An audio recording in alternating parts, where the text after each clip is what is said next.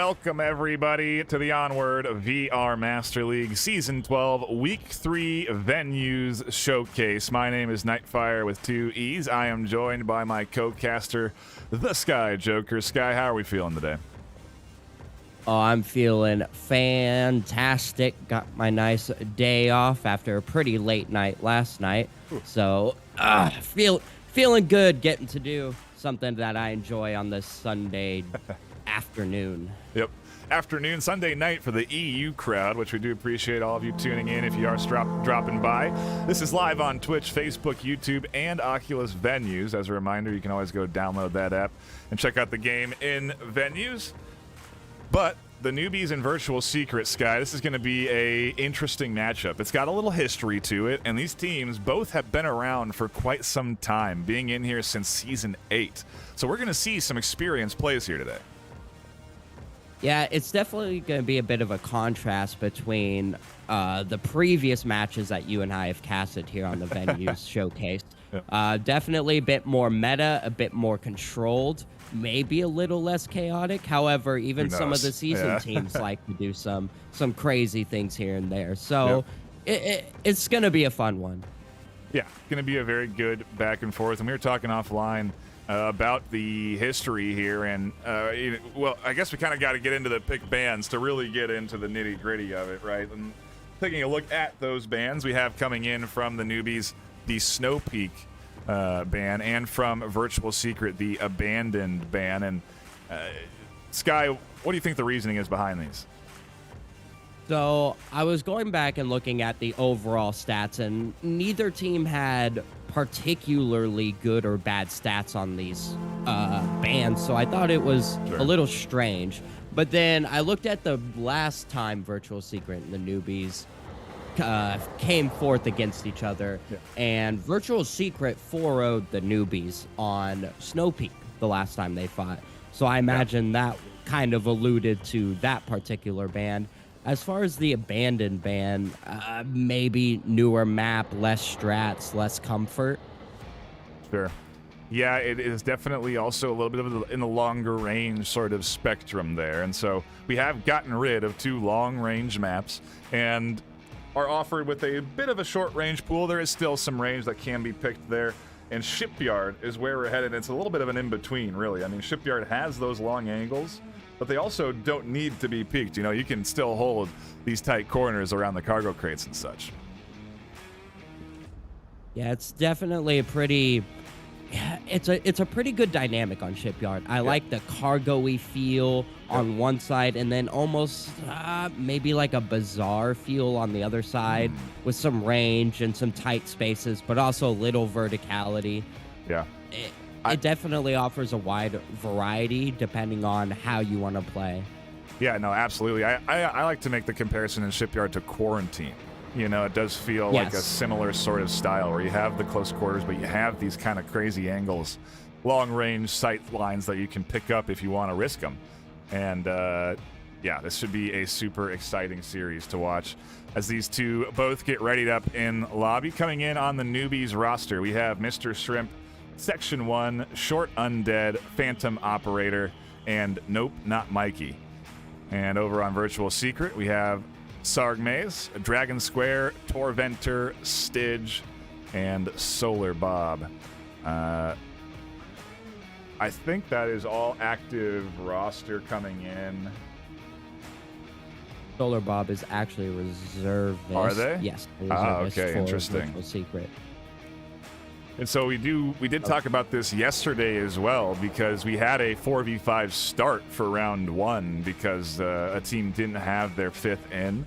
But, you know, having that reservist is kind of like a coin toss on how helpful they're going to be, right? Because sometimes they mess with your team and sometimes they almost hurt your team. Oh, yeah. It's definitely a wild card situation. Yeah. And it also works in benefit because the other team doesn't know how that wild card is going to fit in either. So it kind of throws up in the air any sort of pre-planned strategy they've looked at in various casts. Yeah, or even really on the history, if you look back at, you know, past matches played and the experience they have, that also will change how Virtual Secret play. But We're into the action, Sky, as round 1 kicks off. Appreciate everyone that stuck around for that long countdown timer. But we are here and live with our first round of the day. The newbie is going to be going on to the attack. Virtual Secret on the defense. And a very... not terrible... standard sort of push, I would suppose, but a little bit heavy on that cargo side. It seems that they're going to be setting themselves up to push down from those cargo ramps towards that objective, which could pay off. But we have to take a look at the Virtual Secret defense too, Sky. I mean, they are holding some pretty late angles. Yeah, looking over at the defense, as we kind of mentioned, things are going to be a bit more meta here. We've got the corners and the cross lines covered, with one directly on the objective, the reservist actually, maybe kind of an on-purpose position there. Put him less away from the key spots, but still in a potentially powerful position to hold that objective directly, while the rest hold their normal angles. Yeah, and that's actually I do like what they've done with that, because it really is... you're not putting anything at risk there. You know, the risk with subs sometimes is that if you let them go out on their own and kind of wander, they can end up being away from the objective and not communicating, and a cap can come through. Virtual Secret have done quite the opposite. They've put them on the objective. There's... if everybody else dies, Solar Bob will be the last one to defend on top of that OBJ. And so it is, like you said, a kind of a smart way of using that sub, still putting them in a good spot, but not key or a spot that could risk the cap. The Newbies are playing this really smart. They're going for all of the strong vertical holds between the boat, which I suspect they're going to try and take the topmost platform, and then you have Section 1 and Mikey going up to center roof. They're just going for the picks. Yeah, and even then, they're still playing it very reserved. This is a very methodical sort of push here from the Newbies as they cautiously look for all of the angles, avoid making any loud comms, any loud footsteps. Even on that roof, they're taking their time to make these peaks. Section 1 crawled all the way up here and is now sort of scanning for any sort of peaks. The trouble is that Virtual Secret's defense, like I said, is very tucked in and late. They're holding very late angles that Newbies are going to have to cross out to try and challenge Sargmaeus. You know, the thing is that's not a terribly uncommon, it's a pretty common position. So I would imagine Shrimp will scan up onto that 2-story if they do decide to peek this corner. The lines are so close. Mr. Shrimp definitely aware of the danger zone that he's about to have to cross. And I don't know if they want to waste any utility just yet. Wow, that's a huge save. It's like Dragon Square. Where did that kill even come from?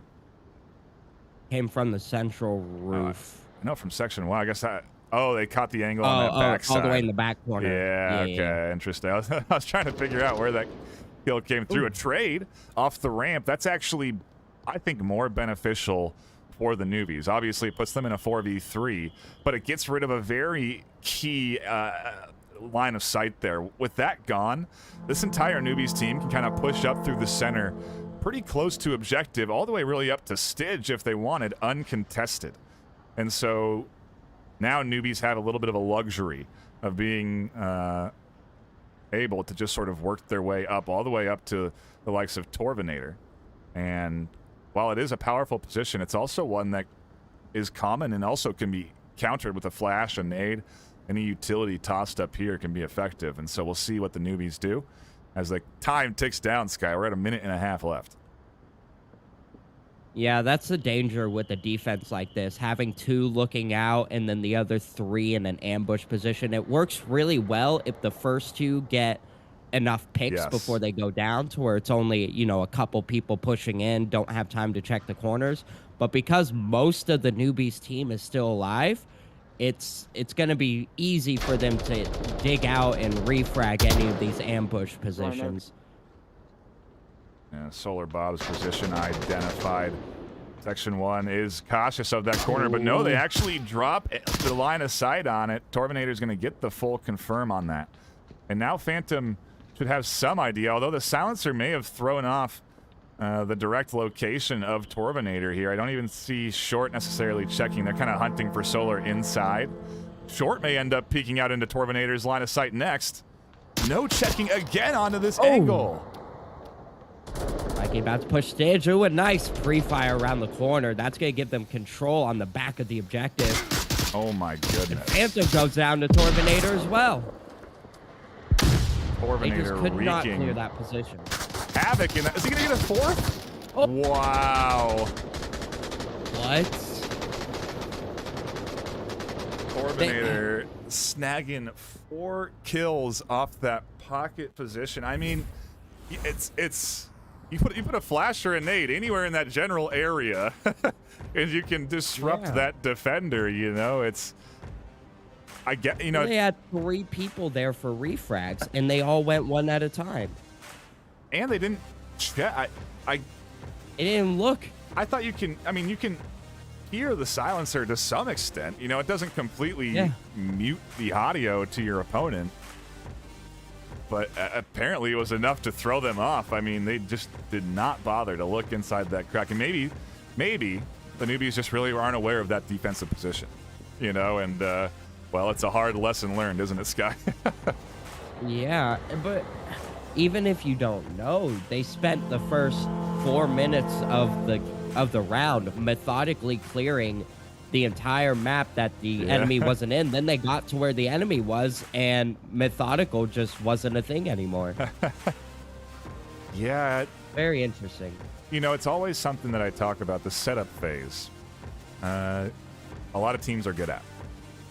They can position properly, get surrounded around an objective. But the execution phase of a play is obviously the hardest. And you do see teams get into position and then not really finalize that last, 1/10 of the play and get up into that objective space. And so, again, I guess a lesson learned for the likes of the newbies on that defensive angle. But a great start for Virtual Secret as they bounce back from what was looking like a bad kickoff, 4-3. They now have a 1 lead advantage and go on the attack for round number 2. Virtual Secret getting a bit of a faster spawn I think here. it's too late if I just watch objective. Yeah, very true. They can really See if they utilize it. Yeah, they're questioning, are you making noise? And so I think I don't hear any noise out the gate. No one flies up the stairs. Everyone's still playing somewhat tucked in, and oh wow, look at this C4. Look at this defense. Yeah, it's aggressive. Oh, push out. But It's heavily ambush, but it's very pushed out. I always talk about how teams. Oh no, that Mr. Shrimp goes into the nade. Ooh. I won't have time to talk about how teams play. Mr. Shrimp and the action is unfolding here before us. Nope's going to go underneath. Torvinator has a line, or did. Oh, and a flash comes up and over. Mikey's completely blind. Torvinator's going to find 2 with the confirm on 1 on the ramp. This push from Virtual Secret is looking nice as they are up 5-3. And just like the newbies, the extended pushed forward defenders get picked off first. And it's now down into this 3v5. It's almost like that push out defense wasn't ready for that quick of an engagement. Even though they were far forward, they tucked in and then they popped out a little faster than they should have. Got eyes on Sargmeus up here on this top story, looking down into these windows, trying to hunt for Section 1. If Section 1 even decides to peek a little bit, they're going to be in trouble. As Staged actually is the one that finds the shots. Down goes another, and the newbies are caught into a tough spot here. Short Undead is going to have to pick up at least 2. And it is a bit of an off-meta position, so down goes Dragon Square, and Solar Bob, at the very least, keyed into this position.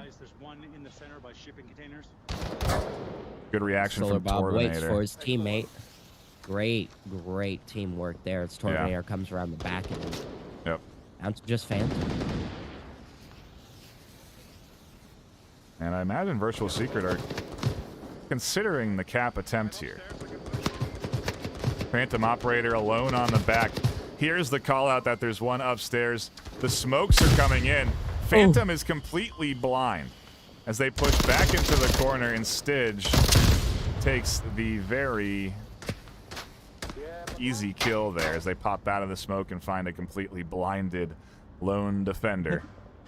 And Virtual Secret with a great attack on the Newbies map pick, go up 2-0 here on map 1. A much faster attack, too. They didn't waste any time getting to the sectors that they needed to control. Yeah, and I mean, we did talk about that spawn being obviously much quicker. Yep. And, oh, well, we might not have, might be having some audio issues. I do apologize if there is any audio issues there. Hopefully not. I am hearing that I am seeing that there is audio for some. So if you're having any issues, do a bit of a refresh. But definitely. But even, you know, again, I think it's kind of important to remember that although this is a 2-0 lead, the Newbies put off a good offensive round, you know. They were very coordinated, methodical. They got very close to the objective. We're in a similar position, really, to that of Virtual Secret there on offense, but they just couldn't execute in that final moment. Whereas Virtual Secret do a great job of executing there, and now up 2-0 on map number 1. And nonetheless, on the Newbies map pick, it's the ideal start to the series. We do change objectives now. Every 2 rounds we switch, and so we move over to cargo. Well, cargo I say, but the ship in the middle of the cargo crates, and a very different style of attack here than that last objective. Yeah, I think this one might play into the Newbies' favor a bit more, as it's going to allow them to get more control of more angles. Smoke trick again. Yep, tough.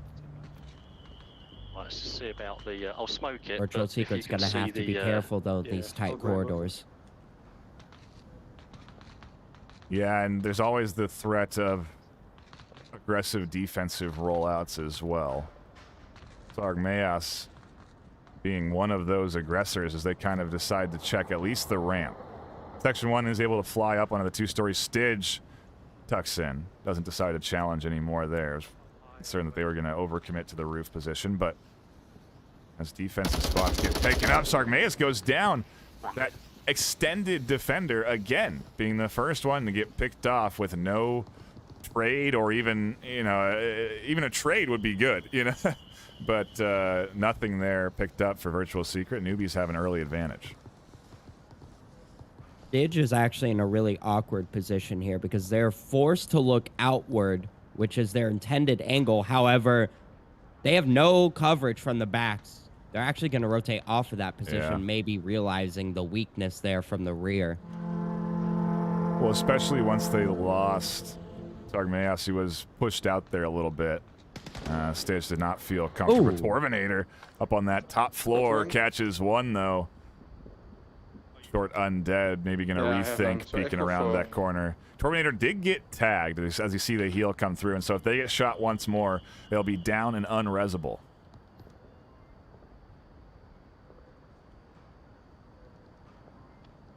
Just a matter of who gets too peaky and allows Mikey or Section 1 to pop them off. Dragon Square's in a dangerous position. If they stand up and rotate out at the wrong time, it's going to be fatal. Yeah, I imagine Short Undead radioed in that there's a threat up here on this 3rd story. Maybe they don't even know where those shots necessarily came from, because there's several different spots you can be. You know, you can be up on the second, you can be up on those cargo crates shooting down as well, so. What a great smoke from Section 1 right into the center of those cargo containers. Not only cuts off a line, but creates audio coverage. But Torvinator manages to find the head of Section 1. Two big pickups from Torvinator here so far, and they are playing this very cautiously as well. You know, not overextending around these crates, just holding their long line and that one peek through the cargo crates. If they were to overextend at all here, Nope Not Mikey would have a line down on to Torvinator, and so very important that they stay cautious. The rest of the offense, Short Undead and Shrimp, are also working their way up. Stidge could go unutilized. I say that as Short Undead takes shots. Now Stidge aware that there's a defender here. But a big pickup there on objective. We're into a 3v3. This is a weird defensive setup right now. Yeah, Stidge definitely needs to be considering going back and backing up the objective, but I think he knows he's surrounded. Oh, Torvinator. Yet another pickup. Key position there on the roof. Gonna shut down the offense, but Trip is challenging the objective. He's on objective. He's on takes it. down Tablet's Bob. out. Tablet out. Torvinator's not reacting with the grenade. Oh, the grenade that Solar Bob dropped. Oh, he pulled the pin. Wow. He challenged that corner, and he challenged it as the nade was getting pulled off the vest and the pin pulled. That is a great play, but how fortunate that Solar Bob got that nade off. That was a cap. Torvinator was not going to jump down there. Stidge didn't have time. That was a 2-2 match on map 1 here. And again, Sky, another great attack coming in from the likes of the Newbies. I mean, really, they got close. Again, they had a good setup phase. It's just that final bit of execution. That time they actually did well on that execution. It's just, you know, I get those picks kind of, I guess if anything, the setup phase is where they kind of got hurt. They lost those two on the roof, and that was really a blow to the overall impact that offense could have. So, man, a great attack, but not quite enough. Virtual Secret take a 3-0 lead. Yeah, and doing the right move, putting the reservist on the objective. Yeah, no kidding. Came in and performed.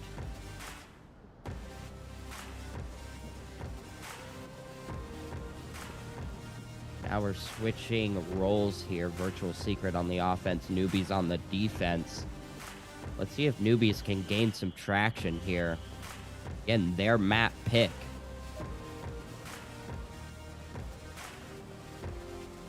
No kidding. And I mean, I wonder what the plan is defensively here, because there are, again, several options. You can kind of commit to an aggressive style, or you can choose to stay reserved and, you know, patiently wait for the team to come to you. It has its risks, as obviously we saw utility getting tossed there. I mean, just great placement from those smokes. To be able to thread that needle in between the cargo crates, definitely not an easy toss. And if that was a nade or a flash and anyone else is there, it's, you know, a very different style of an attack. But we'll see what Newbies go with as we get back into the action. Round number 4 of map 1 kicking off here. Yay, thank you. Bert, ga gaan naar boven, hè? Newbies discussing the predicament that they're in the 0-3 positions they take up here. A much more forward, aggressive defense to take over this central roof. Yeah, but a very different offense as well, not committing to that ship at all. And instead sending themselves over here. Section 1, I believe, here is Dragon Square. They're going to pick the corner, shoot those shots through the stairs. Solar Bob is across the way, though, and they certainly aware of Section 1. Not sure he realizes those shots came from the roof. Yeah, it's true. They're definitely not looking. Thargmaeus isn't really checking this line either. There's another potential few kills here for Section 1. Yeah, Section 1 got away with murder there for sure. Oh, but Solar Bob barely glimpses his head.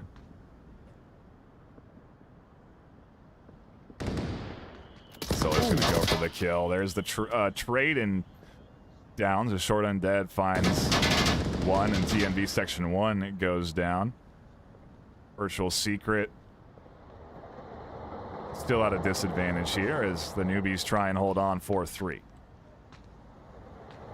Picking off Section 1 was key. He was challenging so many offenders. But now it's going to be a matter of taking down Phantom Operator, who has a nice Overwatch position.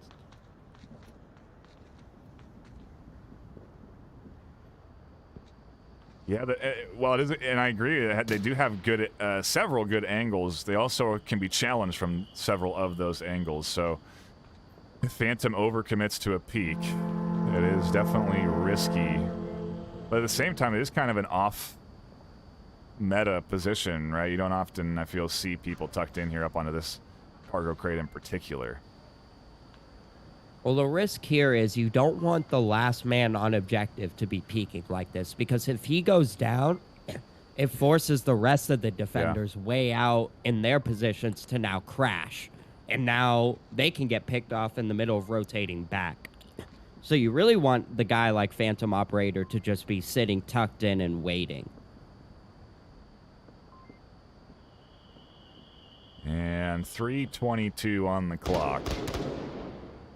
As Virtual Secret try and even the odds a little bit. Looking around, searching for any kind of picks that they can find. Just trying to get that 4-3 advantage back into their favor, or at least tie things up. And oh no, nope, not Mike. He finds a very interesting angle all the way up on the roof, down from on this cargo crate. Catches one, and I think throws out a, yes it is, a defensive flash to put a pause on the Solar Bob's momentum. Stidge, meanwhile, sending smokes up the ramp. That keys in Mikey to turn around. Oh, no. Stidge gets past Mikey. No, the 180 and the kill. And now it's all up to the lone reservist Solar Bob with 2.5 left in a 1v3. Yeah, Solar Bob maybe not so keyed in on the synchronization of this team. A little far behind. Wasn't there for the refrags. Mr. Shrimp got aggressive, but Solar Bob's not quite going to peek it. 2 minutes on the clock. What do you do as Solar Bob? Interesting. He has utility, so he could have flashed up and over onto Mr. Shrimp, but opts not to. And oh, I do think this rotation may actually be the right one. There's kind of a weird route they can take, although Short Undead has a line onto the ramp. If they can get past them, it's a one-on-one on objective, and so I'm very curious what this planned path from Bob is. Oh, if Short Undead doesn't hold that ramp angle either, there is definitely going to be, again, that path for Solar to kind of cut through this defense. They're just a little bit too spread out for 3 left. You know, you do have to make sure you can try and create a triangle of coverage, so to speak, and I don't know if they are doing just that, as Bob has 1:10 left. Well, Shrimp can look back here and basically cover both ramps from his position. So even though he's a little far off, it's actually going to pay off in angle. I think Short Undead is the weak spot here. Utility usage here definitely going to be an indicator. As a flash comes up and over. Bob gets past Short Undead. Shrimp's there in the corner, though, and finally around on the board for the newbies. They've been fighting so hard in this series, getting so close, and they're now at least on the board with that last round. And again, we change objectives. And Sky, this one's kind of interesting. I wonder almost if newbies are considering a cap plan, so to speak, for this objective. If they can get close enough with the proper smokes and get those early picks, there is potential for them to get 2 points on the board here, tie this thing up 3 apiece. But, you know, that obviously is going to take a little bit of fortunate maneuvering and skill itself. It's just this objective's kind of interesting, you know, spreading out, taking the high ground. You want to, but it is also risky to do so, to be away from the objective. And so I always am interested to see in what kind of defensive layouts teams go with on this objective in particular. And I don't know, what are your thoughts on it, Sky? It's definitely a like Coyote-esque objective in that there's a lot of angles that you can cap from. There's a lot of spots you can cap from. There's a lot of angles you can take either far off objective to look back or right on the objective. However, if you sit inside of that fenced-in area, you risk giving up a lot of real estate. But if you spread out and take some high ground looking down on objective, then you risk somebody sneaking in, and then you don't have time to get back. Yep. Going to be an interesting one to watch. See how Newbies try and equalize the scoreboard here. And here we go into what could be, again, map point for Virtual Secret as they go on the defense. Newbies on attack. Round number 5 underway. And let's... First floor south. Oh, very active comms from this Virtual south. Secret Marked team. it on the board, if that's cool. But first floor, we got a second floor that we need watching OBJ. I'm watching the west side. I'm second floor. I'm second floor. Okay. And, you know, I guess one thing that really makes it easier for a reservist or a sub to kind of meld into the team is that they are active on their communication. And Solar Bob basically just laid out their whole plan, said they marked it on the map, told them where they're going to go, and really made sure that the team understood the positioning so that they can work with it. And so I really do like to see those kind of comms, and I think it's important to kind of take as a lesson learned if you are a reservist that being an active communicator with the team you're playing for is one of the most important elements. Ship, I'm not sure where though. Yeah, one of the best ways to remember something is to repeat it back and not just internalize it. And that's exactly what Solar Bob did. He wanted to not only make sure that the team he was doing with understood, but he wanted to make sure he himself knew exactly what the team was doing and how he can meld with it best. It's interesting that he's off objective this time, maybe a little bit more comfortable with the separate position as opposed to being directly on the objective. Yeah. Also could be that the team itself is getting a little bit more comfortable. You know, you're up 3-1. Maybe they're feeling a little more trusting in Solar Bob's skill set, so to speak, and are affording them the sort of luxury to rotate off. And we'll see how that position does pay off. Eyes on Section 1 for now as they kind of hunt for Sargmaeus up there on that top floor.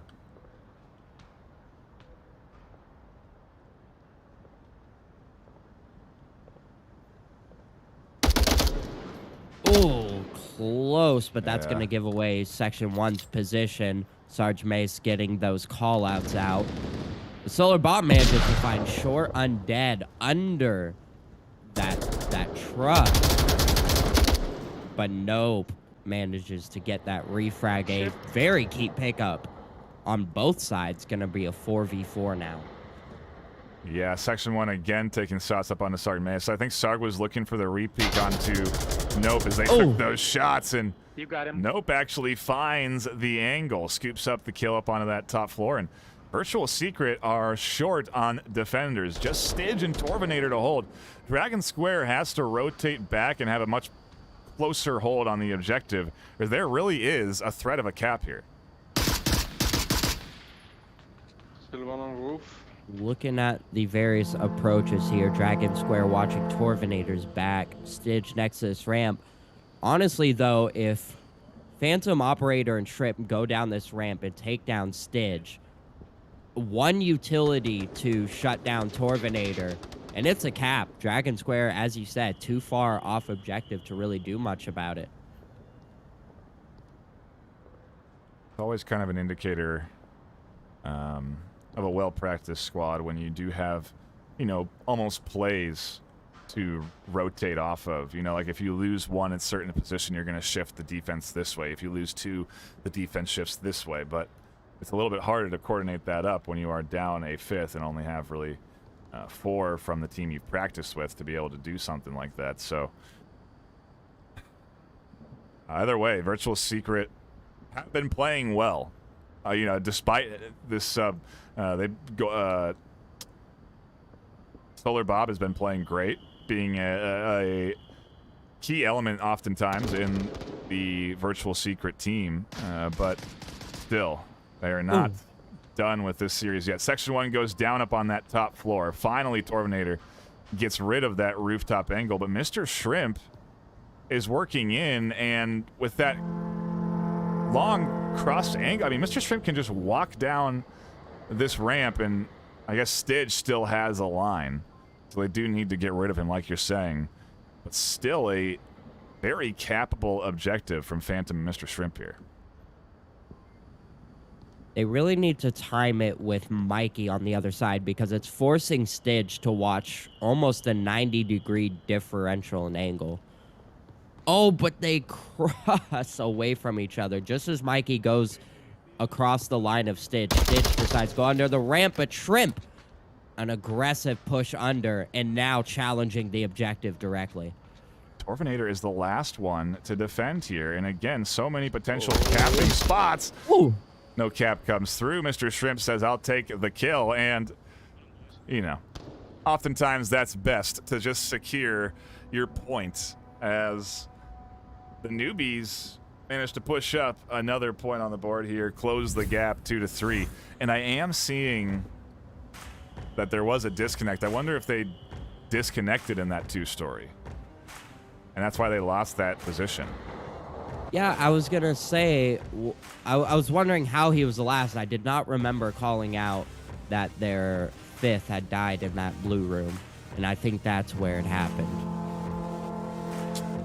And, the reality of it is that being an online league, we have rules around restarts and whatnot, and you have 15 seconds at the start of a round to reset if there's any issues. But once in game, bugs or random kill. I mean, we've seen people just die from nothing. Yep. Fall through the map. You just have to kind of play through it, unfortunately, in some situations. And Virtual Secret definitely doing their best. At the very least, they did not get a cap. They did not get capped on. It is not a 3-3 game. That would have really hurt to have that DC and then get capped on and have the thing get tied. But still a lead for Virtual Secret. Although I don't know how long that will be maintained. Again, this objective very capable, and so I doubt Virtual Secret will be considering the cap. They're up 3-2. The Newbies have been getting a little momentum. It's almost like you want to just go for the easier win of finding the kills than going for the cap, but maybe the cap will present itself. Who knows what the action will look like here, as this series is starting to shape up to be a good one, Sky. Yeah, it's definitely keeping the viewers on their seat, but something we haven't mentioned yet is the connoisseurs. Yes. Go ahead and take a look at the votes here to see what we're looking like and how many people we have sweating right now. Yeah, it's so Virtual Secret with the 35 votes and the Newbies with 6. Wow. Man, not a lot of faith in that Newbies squad from the general populace. If you aren't aware and you don't know, maybe you're watching on venues, you can head on over to vrml.com/onward and create an account and vote on who you think will win. We have connoisseur rankings, and we have done in the past, I think, small rewards to top connoisseurs at the end of seasons. So I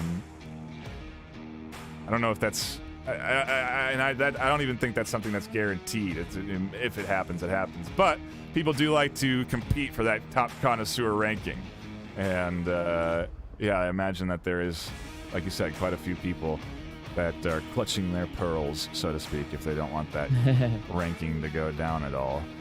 And hopefully Virtual Secret don't have to dip into the reservist pool anymore than they are already, because they are now down to 4 yet again. Solar Bob's still connected, so it is one of Virtual Secret's 4 that they had. And again, hopefully that reconnect can come through and they can get them back into lobby. But We are patiently waiting for that to happen before we kick off our next round. And they could take a timeout, technically, Sky. You know, they could take 10 minutes to really get that connection back.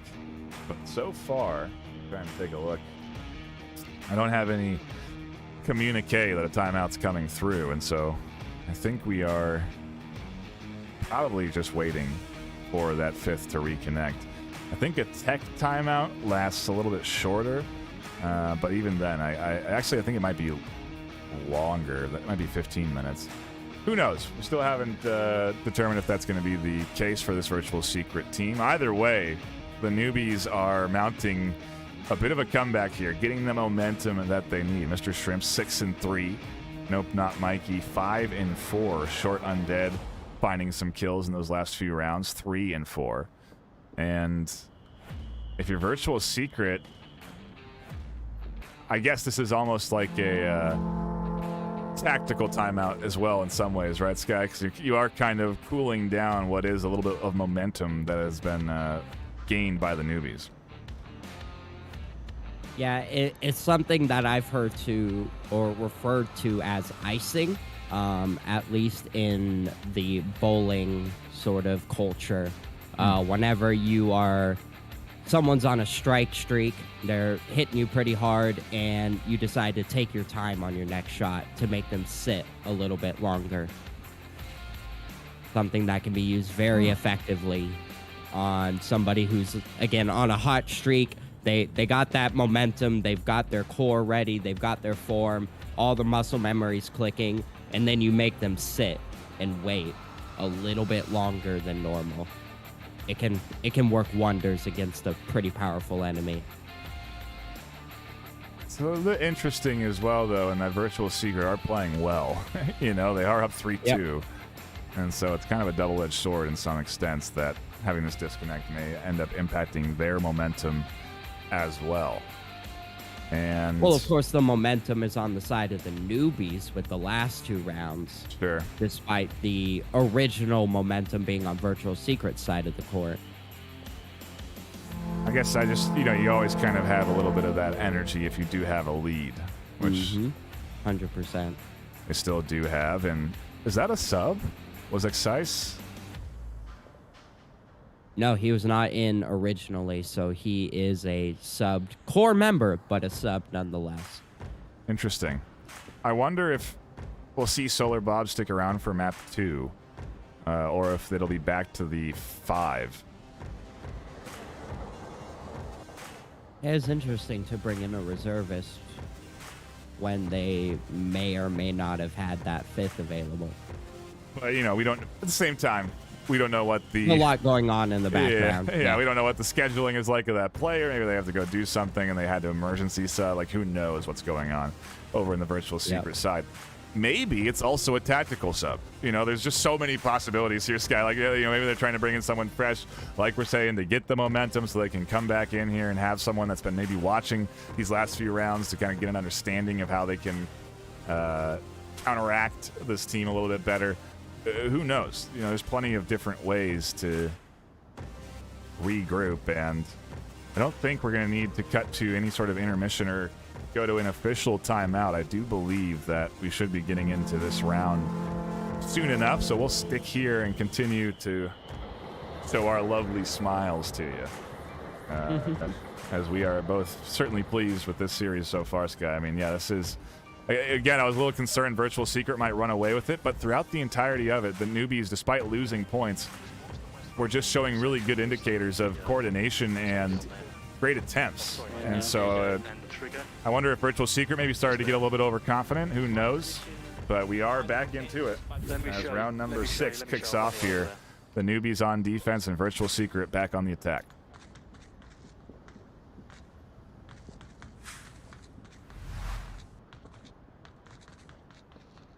Mr. Shrimp going over some last-minute positions here, making sure the team knows exactly where they need to be positioned, as they need this defense to be tight.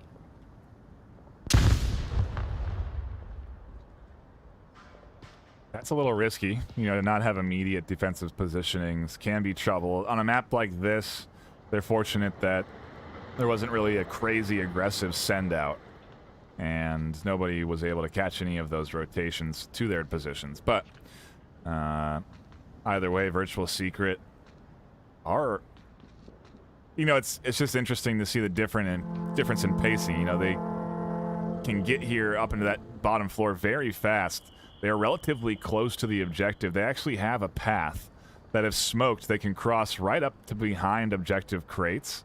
And I wonder what the play will look like here from Virtual Secret. Because there's no ship presence, I'm thinking that this push is going to be coming in from this center here, out of this garage door. Very interesting defense, focusing on the north side facing south towards the objective, with only one on the south side. Not many crossing angles. That's going to allow a lot of control on the boat if Mikey doesn't get too peaky. Virtual Secret's going to be able to take that boat pretty effectively. However, they are focused on that central building, which might actually play in the favor of the Newbies, because all of their tucked in positions are covered from the boat, or not the boat, covered from the middle building. Yep. Yeah, it is like, again, a very, to your point, a counter setup almost to what this attack is going to look like from Virtual Secret. Torvinator may finally get up onto the boat, and to your point, they'll have an easy time working their way up through it. Sargmaeus could also eventually come down through onto that boat from the stairs. Oh, -1. single shot onto short undead from Excise. What a shot. Yeah, take down one of the corner defenders. But still, if Excise drops down and free fires Mr. Shrimp, that'll be a relatively easy kill as Mikey picks up Charge Mace. And now the smoke onto the objective from all directions. Yeah, Phantom pretty heavily blinded, but Shrimp still an effective element here. And tucks in just, as Excise speaks, they pop out. Phantom finds the refrag, and the Newbies are doing a great job of at least trading 1 for 1 here. Oh, and that's a big kill on Solar Bob. Solar Bob was almost in the back of objective, able to punch in the code underneath the nose of this defense. Excise could get res. Torminator could push up to this floor, drop down, and get them, and it could be a 2v3. Oh no, as it seems a disconnect plaguing the Newbies side. Something crazy. The idea behind all of those smokes was to create a little bit of confusion and chaos onto the Newbies defense. However, the Newbies didn't even budge. They didn't flinch. They stayed in their positions, and they stayed on point, and that's what allowed them to hold this objective and bring this to a tied 3-3 now. Yep, completely agree. When those smokes came out, there wasn't panic on those corner angles. Stidge really playing a big, or not Stidge, Mr. Shrimp playing a big role there in that ramp side, catching out that initial cross into the smoke, because while it was also distracting, they were going for the cap. They were trying to run into those smokes, get across that lane, and get over into that objective side, but couldn't quite string it together, as the Newbies, like you said, put up a great defensive round. And we're tied up in map 1. It has... Wow. We haven't had very many 3-3 maps so far this season. It's been a lot of from teams. a 3-0 too. Yeah, that's very true. And so really exciting to see the Newbies battling it out here every step of the way. Every single, I mean, they really have been hunting for it all 6 rounds. You know, the 3 that they lost were also good attempts from them. And so just well, I suppose the Virtual Secret attack was pretty good. But still, a great series so far as we're tied up 3-3, and we are now waiting for Newbies to bring back their 5th. Hopefully that doesn't take too long, and we can be into the action in just a few minutes. I am getting that it should just be 1 or 2 minutes, as we are going to want to hopefully reset here.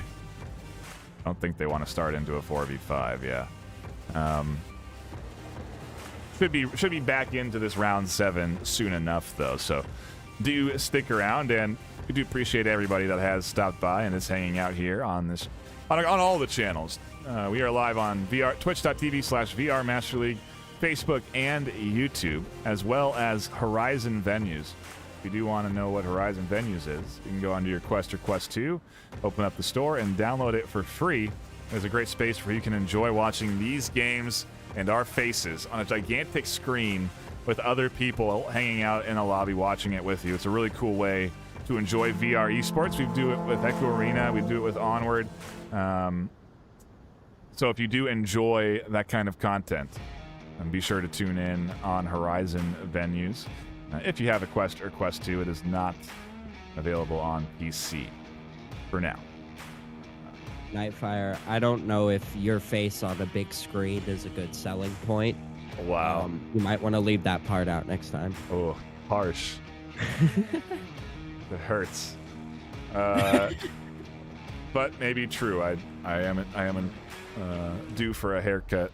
I think throwing the all confetti up is a bit more enticing for the general public. There you go. Okay. Yeah, true. Shoot the confetti out of your hands is pretty dang fun. I can't deny you there. Also, for those that maybe don't know, we do have several sponsors that contribute to a prize pool in this league. The regular season runs several weeks where teams battle it out to try and go up and down in our ranked ladder. At the end of the season, we take the top 8 teams in that ranked ladder and face them off against each other in a tournament-style format where the top 3 teams end up taking away the prize pool that is ever-growing as we do add on more and more sponsors. Those sponsors, for now, include VRware, Asterion, VRML, HyperX, ProTube VR, and our newest sponsor, Border Foods. If you want to learn more about that sponsorship, you can head on over to borderfoods.com/VRML. And if you want to learn about any of these sponsorships, you can head on over to VRML.com/onward/sponsors, I believe is the path, and kind of check out what they all do. ProTube's a fantastic stock system that you can use in games like this to stabilize your aim. They also have really cool haptic feedback versions, pistol versions for pistol shooting games, and a lot of other very cool stuff coming out that I very much want to get my hands on. I think I saw force feedback with mag cups. I don't know how they're doing that, but they are always innovating on the haptic feedback front for really any sort of shooting at peripheral, and I always do recommend checking out ProTube VR if you do want to get your hands on that. VRware is our one of our merch vendors, and so if you do want to get some custom VRML merch, you can head on over to vrware.com. You can also get jerseys like this from Arma, one of our other sponsors. If you do want to, they do have a coupon code as well that you can use. I believe it's VRML for 10% off. But great jerseys, good quality. I've had this one for several years. And there's Sky's repping it too in their picture. We've got the casting team with them, and so I do recommend that you go pick up one of those if you are interested. And are we getting another sub? Was Jason? That's a sub. Okay. Weird. Not sure what is going on the rosters of the newbies, but Jason brought in here as another sub for the newbies this time, and now both teams trying to. Maybe it's just it has to be a connection issue with whoever Jason was subbing in for, because they were playing well. You know, they had momentum like we've been talking about, and if anything, this might put a little bit of, again, ice on their energy. But With everyone in lobby, we should be back into round number 7 any second now. As we, I think, have to go ahead. Short Undead is the one that dropped. Okay. Yes. They had a few kills, if I'm remembering correctly. Yeah, I know. Either way, Jason subbed in here for, like you said, Unshore. What was it? Short Undead. Shore Undead. Thank you. Stuff. And yeah, they are all ready to go. So round number 7 should be kicking off. Obviously, again, we change objectives here, and so we are headed over to that square building. Whoa. As we see Virtual Secret defending guys, here just keep in it round tight. 7. Like it. Heads on a swivel for this defense now, going indoors once again, but a much larger building. Yeah. And some pretty late A lot angles. more open ground to yeah, a lot more open ground that the offense has to cross.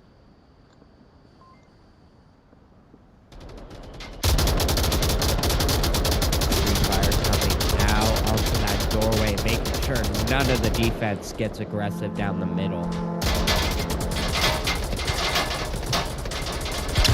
The trouble is Tormentor's position is still effective, and they do catch Shrimp charging up the stairs. And I don't even know if Shrimp was aware that those shots were near them on those stairs, as they just kind of charged up onto this top floor and are hunting for anybody on the roof. They're not going to find anyone up there, though, and if anything, this first pick could be coming in from the likes of Excise. No, Section 1 gets past. Isher Strip has to be careful, though, because Torvinator has a nice peek angle onto the top.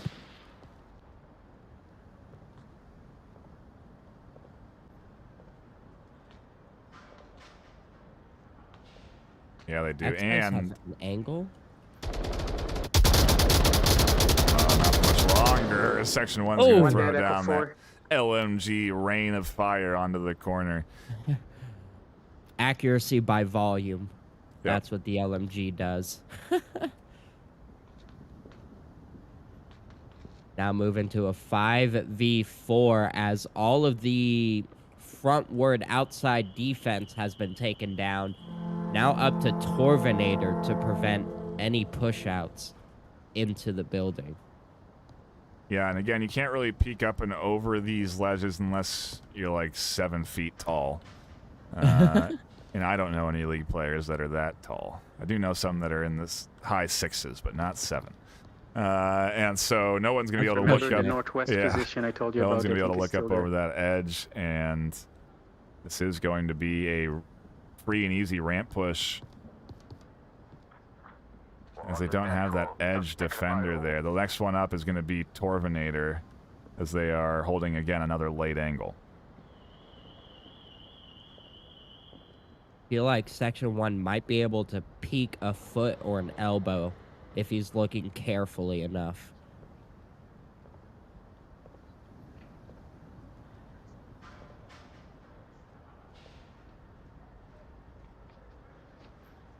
It's also going to come down to Stidge catching Phantom Operator over here, which he does right under the truck. Echo That's 4, going to even white things corner, up into center the building. 4v4.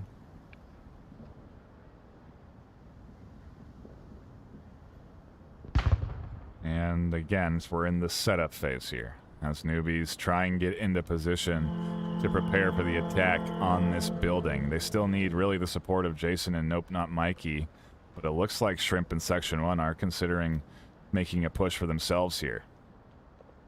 They're very stacked, though. If Torvinator does a quick peek around the edge here, he could find 2. Yeah, we do talk about, you know, peeking these corners paying off, but also how it is a big risk, and so holding your late angle is sometimes better.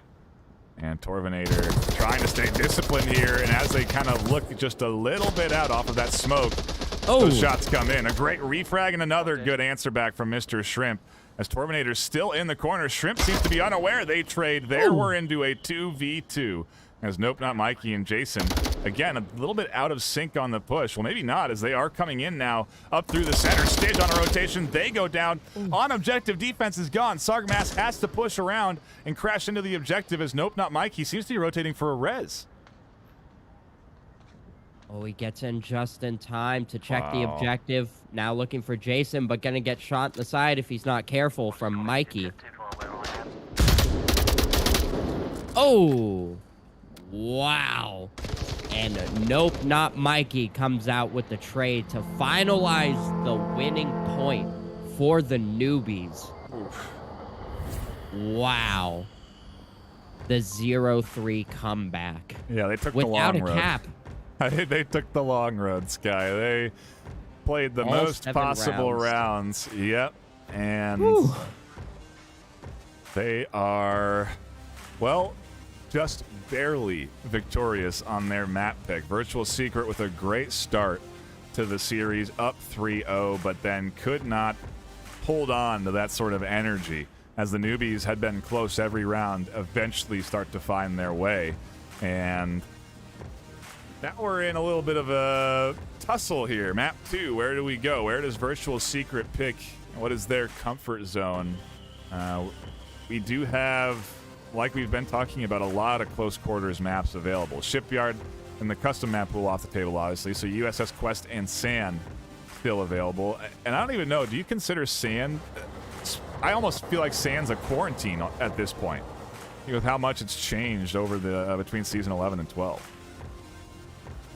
Yeah, it's definitely become a flank-heavy, rotation-heavy map now, with the outside being added in space, and then a lot more clutter in the center. I know. Where do you go from here? I'm not sure. I think Long range is out for the most part. Right, so you got the likes Without of downfall, you just have quarantine. Yeah, you still have the likes of Cargo, USS Quest, Subway, still in that map pool for close quarters. But for those in the know, it does look like map 2 is going to be quarantine. So gonna stick to that mix of range and close quarters. Just like, again, when I was talking about how Shipyard kind of feels like a quarantine to me, it looks like Virtual Secret do want to kind of re-challenge the likes of Newbies and their coordination on a similar style of map. Quarantine is obviously very different of a map, but it does have those long-range angles, the tight quarters, a bit of that mix, and so it'll be interesting to see what we get here out of both squads. Looking over at the Virtual Secret side, they are going to stick with Solar Bob on that roster, so Excite's also coming back. No other real surprise substitutes there. And over on the Newbies, I'm not seeing any subs from their, at least, latest round roster with Jason in there on the team. And so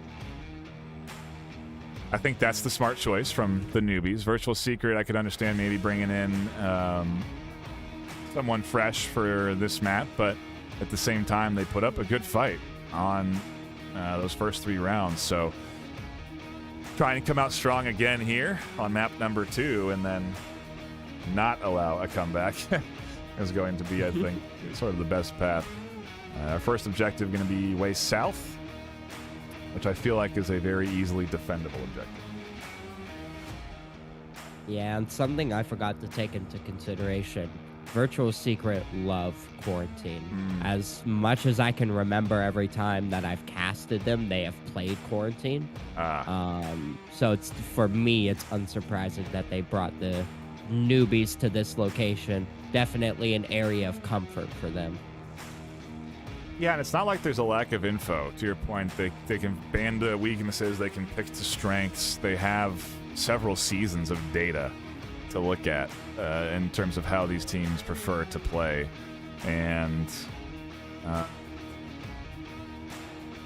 I will see how it goes. I don't think the Newbies are going to be out of their element here by any means. So Could be a solid map number 2, a good back and forth, and very curious to see if Virtual Secret can put one up on the board and if we're headed to a map 3 decider or not, because I certainly would be pleased with that outcome if we did see a little bit of a tussle for the series.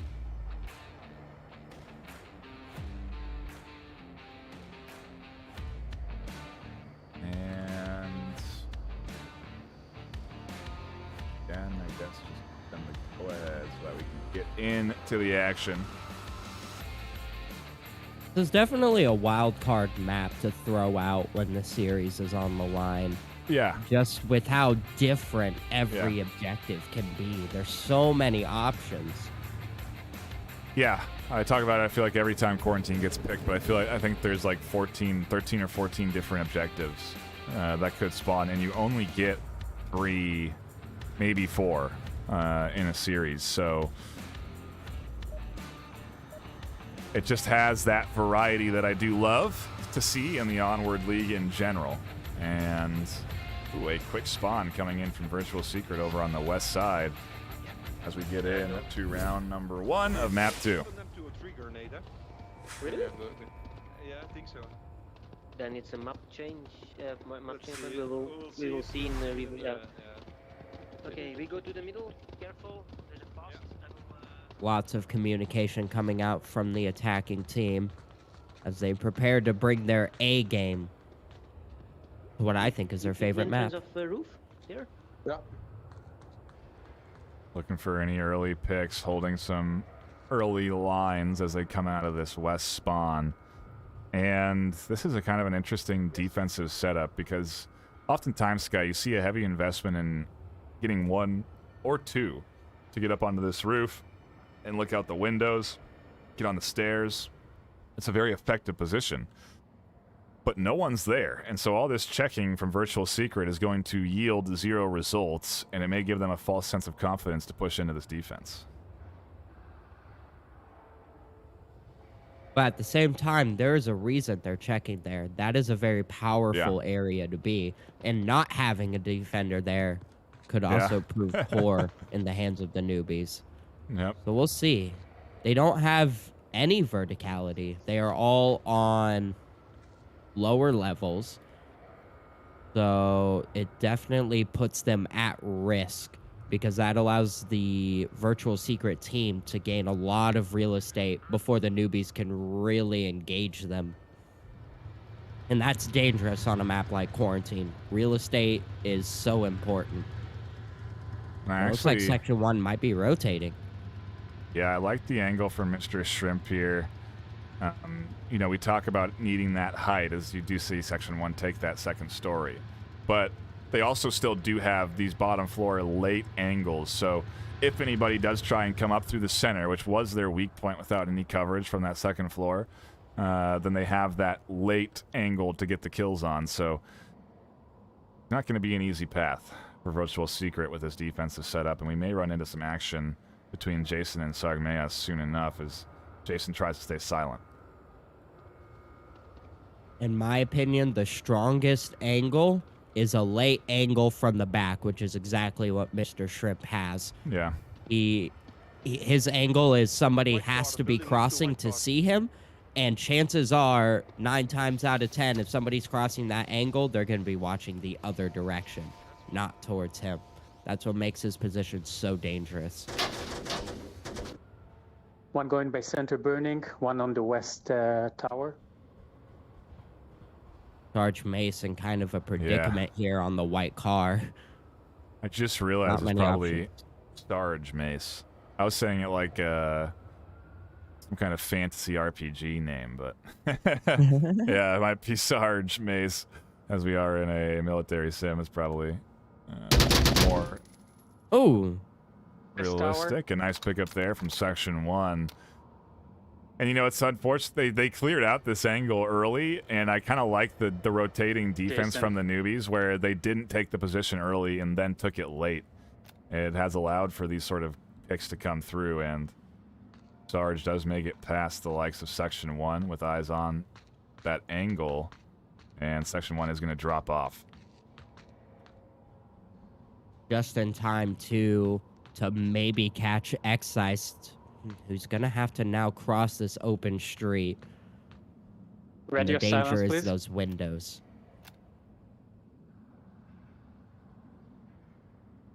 If he times it right with Sarge, though, it could be a pretty good refrag potential if Sarge sits under the windows that Section 1 has to shoot out of.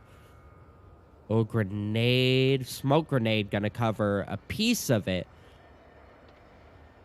But it's gonna hit Section 1 into the intent here. Oh, that M203 from Sarg launched into the stairs as well. So more info for Section 1. That good pickup from Dragon Square. Jason was getting aggressive off their back angle, and now Excise catches Section 1, focusing on that other side. Mr. Shrimp gives away their position. They are holding a key spot, and they're spotted out by Excise, but a double comes through from them, and they cull down Virtual Secret to just 2 as we're into a 3v2, a minute 20 left.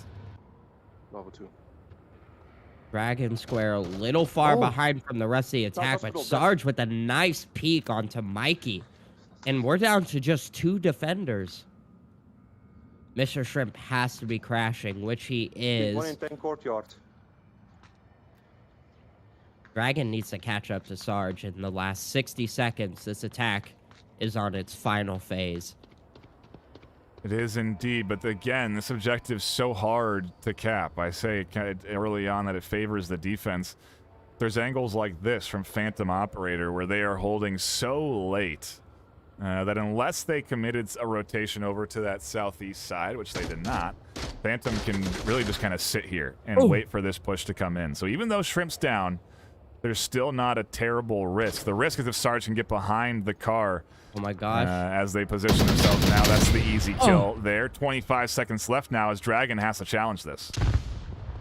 Yeah, and Dragon was so far away, he didn't get the immediate refrag that was needed. And I don't think he's 100% sure where Phantom is. He rushes around the corner in the trade. Wow. Newbies taking it away with the first point. Yeah, this is the series. A very solid bit of back and forth so far here today as, like you said, the Newbies snag a solid, well, just barely defensive, not so solid, a watery defensive round there as they take that trade and you go up 1-0. A good omen, if anything, for Virtual Secret's map pick that the Newbies have gotten a lead here. That's how it worked out last series. You know, if you go off of the superstition. Previous map. But still, it's... Gosh, that was so close. And like you said, if Dragon Square had just been a little bit more in sync with that team, with his teammate, it could have been a Virtual Secret up 1-0. Yeah, it's interesting how far back Dragon Square was. Yeah. All the action was on the other side of the map. It's like he was waiting for a flanker, but the risk was low for that. And again, a shout out to everyone hanging out and catching the action today, whether it's on Twitch, Facebook, YouTube, or Horizon venues. We do appreciate you all stopping by. If you are new here on these channels, please do hit the follow button, the subscribe button. Make sure that you come back next weekend at 6 p.m. PST Saturday and 12 p.m. PST Sunday for more venues action. As we get back into this venues action, round number 2 of map 2 kicking off here. And again, another easy defensive objective. We'll see if Virtual Secret can hold on to it. A very different spawn coming in from the Newbies.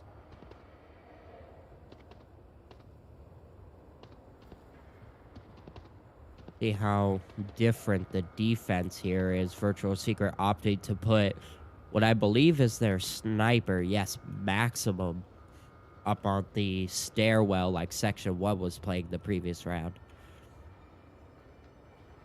They also have a very deep position from Dragon Square, who's gotten up onto that sand hill and is actually watching for that rotation on that southeast side. And so I think a very prepared defense for the spawn point that the Newbies have gotten, as they do seem to be favoring their push here to this side. They've got 2 up the center and 2 on that southeast, who are eventually going to be crossing past X-Ice's line of fire.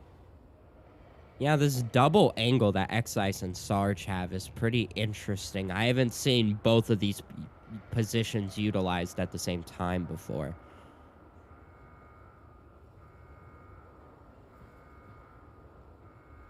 It's definitely... It's good to double up across like that. However, you're risking losing another potentially powerful angle by putting 2 on the same angle. So we'll see how that plays out. Could play in their favor. X-Ice picking up 1, and now Jason has to make this dangerous cross as well. Or maybe rotate off and join a separate push. Yeah, they don't have to cross. They can reconnect with the center push. The trouble there is actually crossing Dragon Square's line of sight, though, and so there isn't really any easy out here for Jason at this point.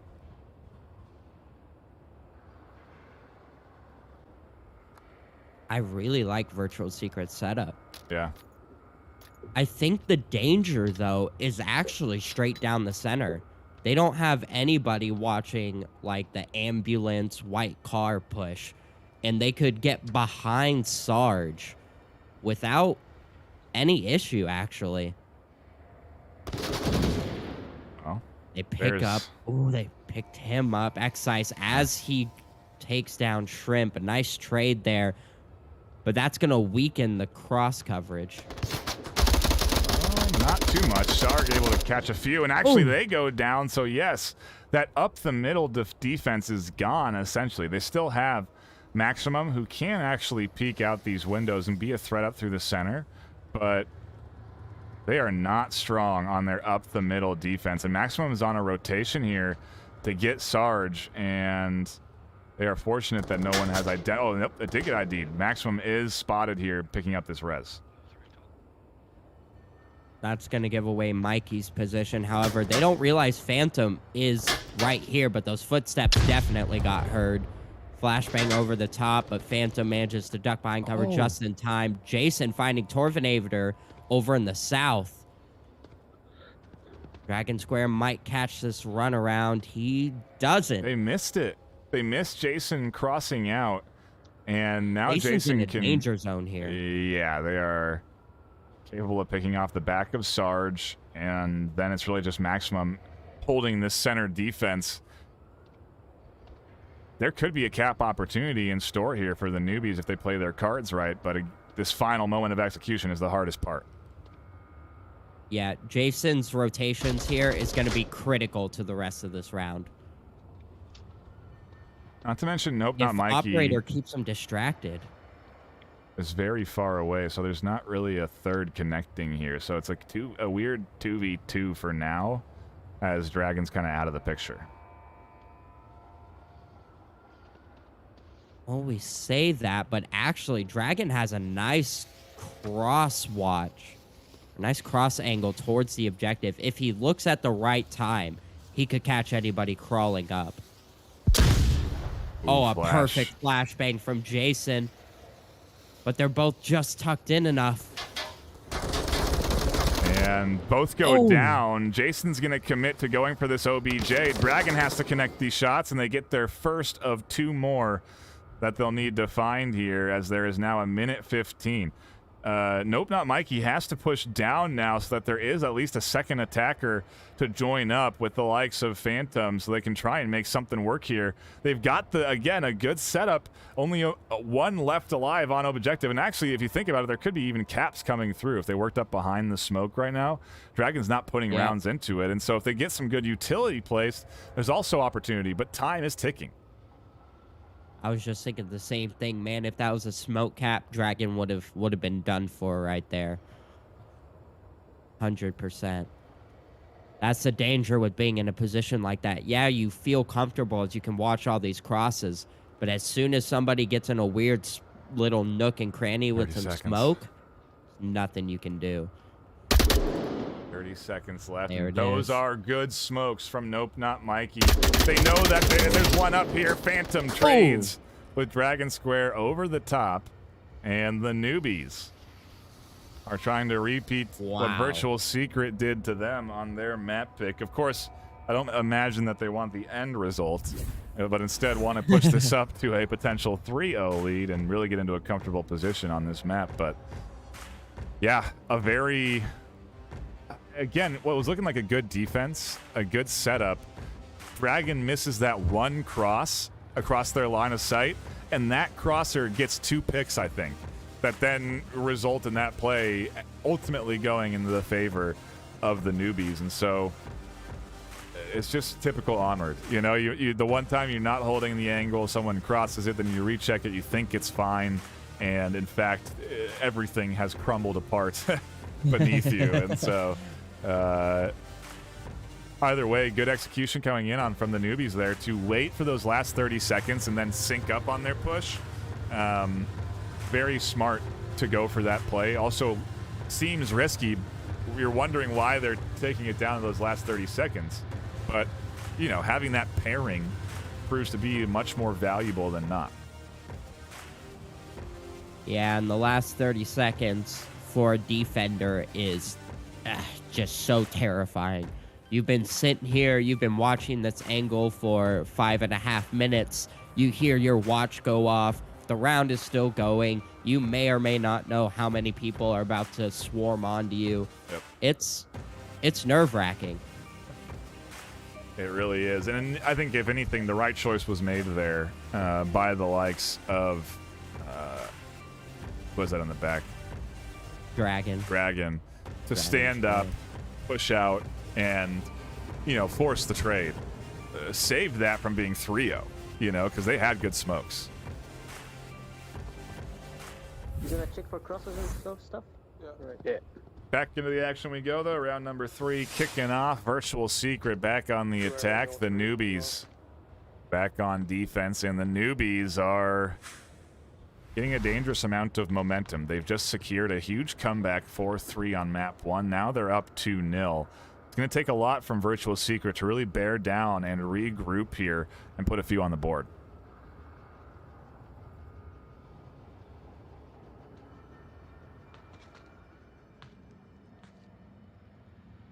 Very interesting objective for this defensive style. I mean, they are so far away. Section 1, just on the other side of the map at this point.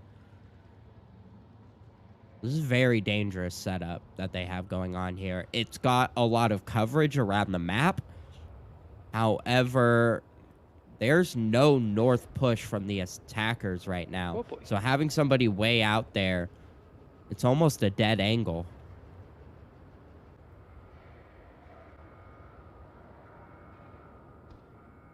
Took me a while to get over here, but yes, indeed, Section 1 and Jason both holding angles. Jason's a little bit different in that they can watch a cross from the center, from way over there.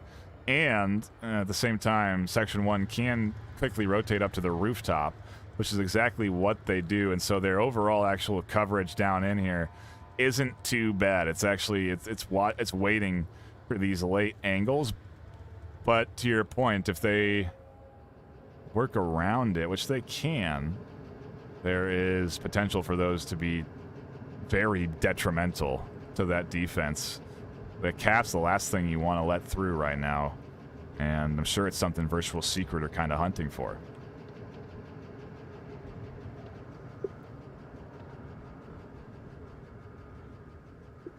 Watching Excise and Mikey have an unknown standoff. Neither of them are aware of the other.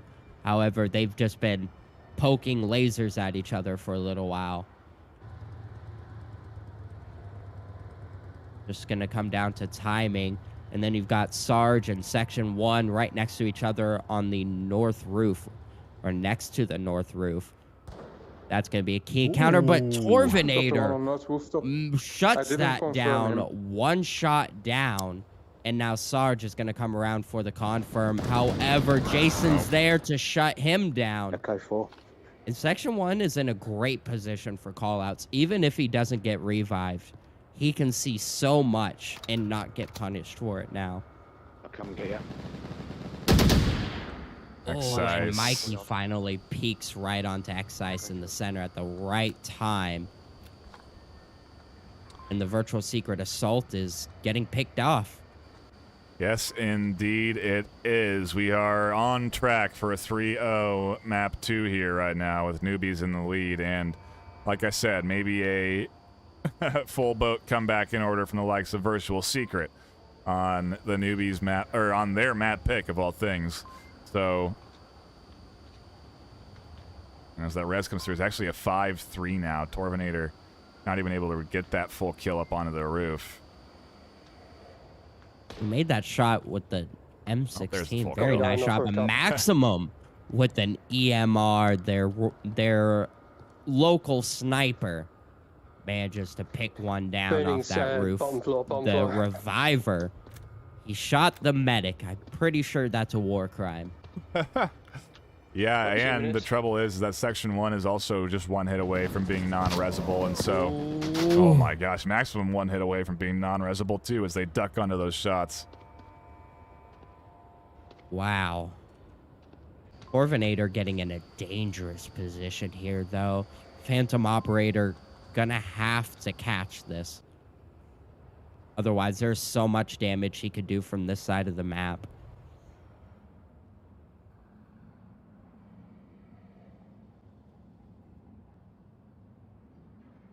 Minute 25 on the clock, time ticking down as the Newbies try and put another on the board here. And yes, to your point, Phantom has a great line onto the eventual I still have no eyes from gas station. push out Torvinator will have to make.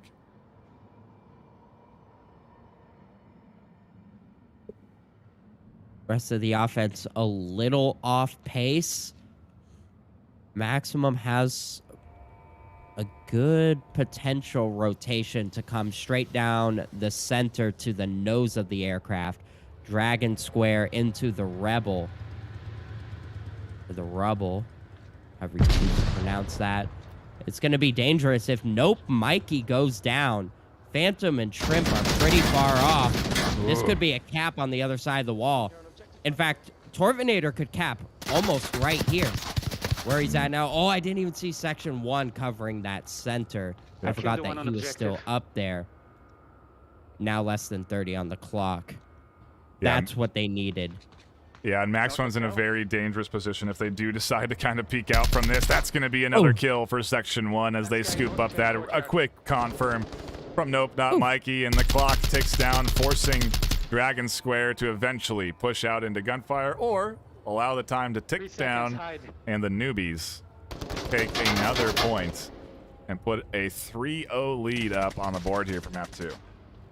Wow.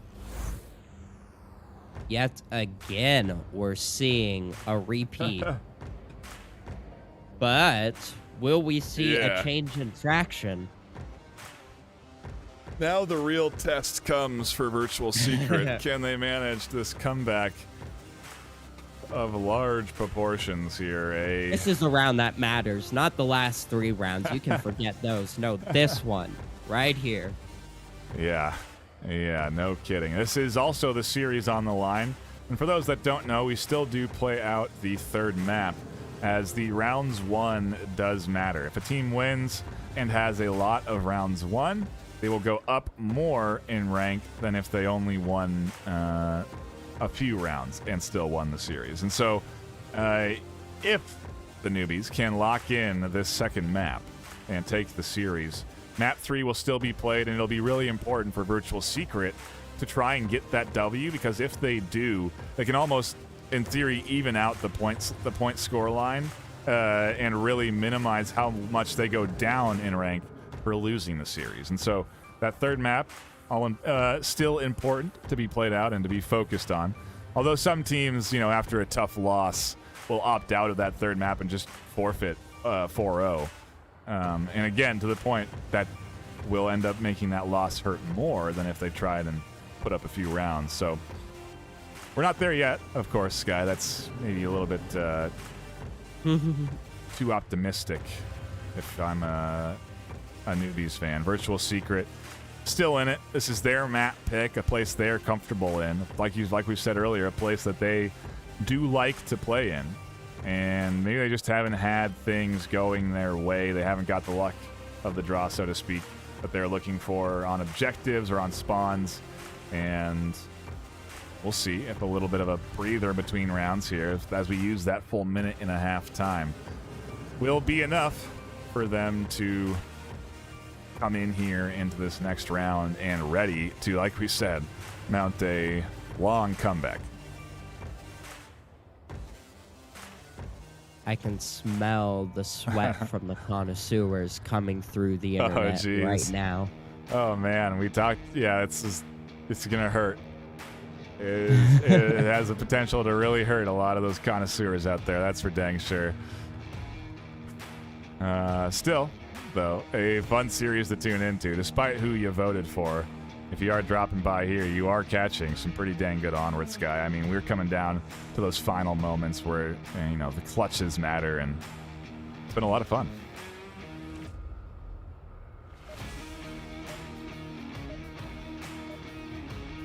Here we go into round 4. What could be the turnaround or the final round?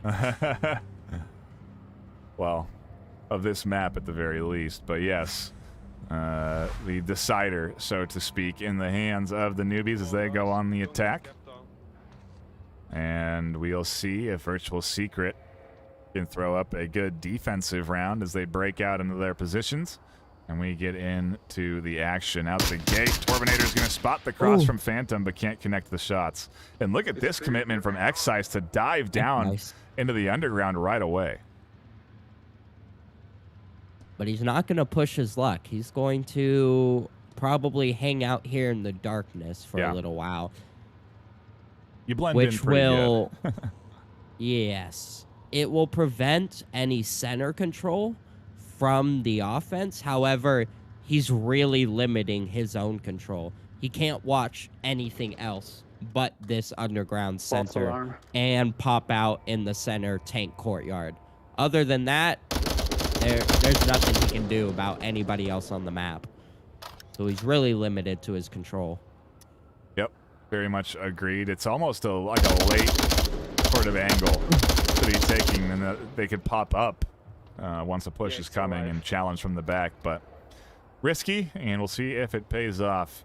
In the meantime, in the south, we've had a bit of an exchange, a lot of suppressive fire directed up to Sarge, and Maximum's actually rotating around to be an alternate angle here as this push does come through.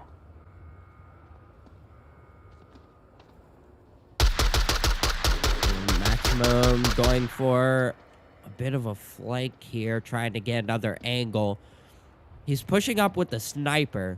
Very bold thing to do. Oh, in section 1. Right inside the fucking box. Yeah. He's just on my X. They were holding outside and they take the inside. Now Sarge caught in a position where he knows there's an attacker just across the window, and there's a good refrag. Amazed that that's not a headshot. Meanwhile, look at this flank from Excise. What are they doing? Where are they rotating in from? They come in all the way into the back, and Mikey shuts that down. Sarge looks for the refrag over the top, can't connect onto Mikey. They also have to worry about Jason swinging in very close to them, and those shots just barely miss as Sarge ducks down, tries to get a flash out. They get it. It's out onto Jason, and Jason's blind. A great play from Sarge. Wow. That was so close. Any faster around that corner, and Sarge would have been a goner. Wow. And the 2.5v3 commences here as the defense has to hold tight. Dragon Square in a far off position, not open for a revive. However, he could make a few call-outs from out here. Shrimp and Torvinator, oh my goodness. Ooh. I just read in chat, Torvinator's kind of cracked, and, well, the timing lining up pretty dang good as Torvinator catches out Mr. Shrimp. The thing is, the Shrimp's easily resable. There could be, well, not easily, as you have to rotate into that back building, but Phantom could drop back and go for that res to turn this in to to a 3v2 again. But they still have that 2-2. Well, now 2v1 advantage as Sarge goes down. Newbies looking to clutch this series here off the back of a big comeback as smokes come down onto Torvinator and force the rotation. Torvinator has so much to watch. However, Dragon Square's in a great position to call out Phantom. I would just almost... It is a huge risky cross to be taking, though, but it's almost like if you just kind of go out to get the res here, it's going to be better than staying on objective in a 1v2 on what could be, again, series point. Like, defending the cap isn't too crucial as Mikey finds the final kill, takes the round and the series, and the Newbies... That is 8 unanswered points, Sky. They have put up 8 unanswered points in a row here as Virtual Secret came out guns blazing. Great strats, great plays, but have not gotten a point in quite some time as we do move on to map number 3, which will be the Newbies map pick. Do you think we go to close quarters or kind of... I don't know, is Bizarre in the map pool? I mean, really anything, teams can agree on, if teams agree on a map, I believe it can be played, but I'm trying to think of another map like this that they could pick into. Snow Peak comes to mind, but that one's banned. And so I don't really know where the next best option is. USS Quest? Maybe, but that's pretty close quarters, and Virtual Secret might be able to get a foothold there. I'm between Subway and Bazaar, but I'm going to lean... Yeah, Subway's also something that plays into that spread strategy. Subway. Okay. Not a bad guess, to be honest. I think I'm in line with you on that. And yep, there it is. Map 3. There it is, boys and girls. Going to be taking us Subway here as the Newbies choose into it. They're looking to lock in 3 in a row, and they need it. You know, both of these teams have experience in the league. They have played several seasons. If you do have that MMR from past seasons, there is a reset to the MMR, but it is a soft one, and so you kind of retain to some extent your old ranking, at least when you start. Right now, Newbies are 2 losses in, and actually Virtual Secret are also 2 losses in. So a win here, very big for the Newbies, and Virtual Secret just not getting the start to Season 12 that they would want here, as 3 losses is definitely going to hurt on their placement into Season 12's ladder. You know, not how you want to kick things off. They've also had tough opponents, and so maybe they can bounce back once they are positioned into a spot in that ladder. But regardless, a great series here today, Sky, as these two have really, from what I can tell, given it their all. These two have really been battling it out. Both these teams battling it out hard. Yeah, it hasn't been like a clear winner in most of these rounds. It has come down to 1v1 trades. It's come down to last man standings. It's been close, and just the slight changes in decisions of one player could have drastically affected pretty much all of those rounds. There was no clear defined winner. Both of these teams very strong and play really well. Yep. Despite what the scoreline might show, especially in that last map.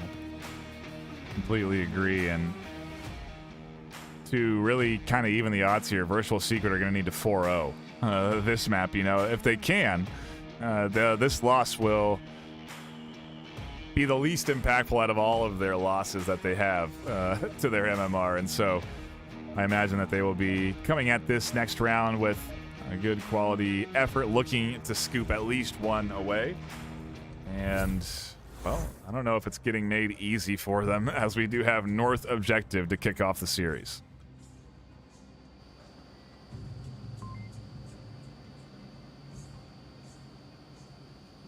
North Stairs Objective, one of the most fun objectives in the game, in my opinion. Okay. Always interesting to see how teams go in the offense on this. You know, I think other people might disagree with your terminology of fun for this objective. I know a lot of people dread having to play this one, but either way. Oh, what a risk. Excite's going to peek out onto that corner. Even off of the flash, it's still super risky to do. And actually, they don't peek. They just place the C4 onto the corner. And so if the newbies decide to push down this north end, then there is some proper defensive placement in place. I think it's going to be a late committal to that north side, though, as we take a look at the overhead. Section 1, well, you can't see anything because my math's bugged. Section 1 coming in from the north and Jason from the south. So it's all setup time as the newbies work their way into position. I think this Section 1 and Sarge Mace engagement is going to come down to a trade, which will shut down one of the south defenders. That means Ali. That's going to be my guess. Then Jason's going to be left to deal with Dragon. Oh! The friendly C4 No! in the Molotov. Wow. I wasn't even over there. I didn't see what happened. I didn't catch it either. I think, so what happened was there's a C4 placed on the corner. There was then a click call out. So, you know, using the radio, and it's clicking to indicate that there is an attack in the alleyway. I only know that because I heard the call out from Sarge saying, I think that means alleyway. As soon as they said that, that C4 gets detonated, and then both go down with that Molotov confirming them. And so I don't know who detonated the C4, but whoever the culprit is, that is the cause to what is a catastrophic team kill scenario here in the north for Virtual Secret. Into the 3v5 now.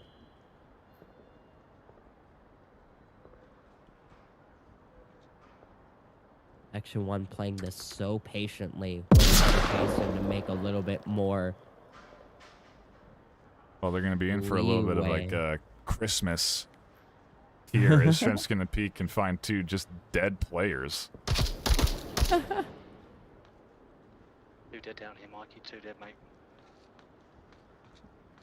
And yeah, the call out comes in. Mikey feeling a bit more confident, both Watching their backs, please. feeling good about this north control, and still in the setup phase, as Jason is still way down in the south, just looking for any sort of pick. Section 1 hasn't come down out of their stairwell. Phantom still holding for a potential flank. And like you said, a very patient Newbies team. Even after 4-0ing map 2, it's really actually kind of surprising to see them play this still so methodically. Oh! Barely through the crevice, Mikey manages to find maximum. And now the objective is open. Dragon Square has to make this rotation back. Section 1's going to find Sarge trying to do the same. Jason might find the back of Dragon. Not quite. Dragon just looking to stop the cap as utility gets poured down around the corner here.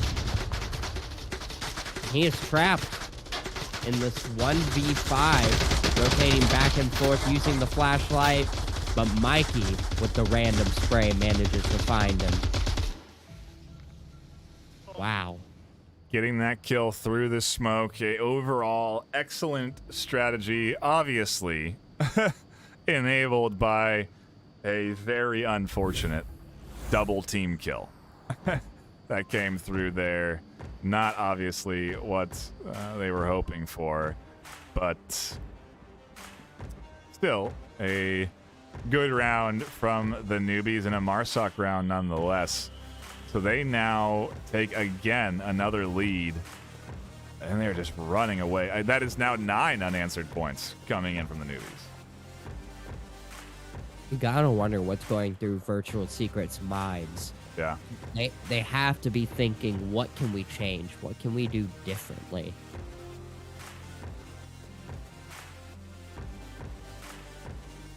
Yeah, I don't really and know. From an outside perspective, watching in, what can they do differently? Yeah, I'm not sure what has been the real detrimental cause here for Virtual Secret. I mean, again, the team kill there, pretty bad. But, you know, Quarantine, like you said, they kept pretty dang close. There wasn't really any overwhelming round.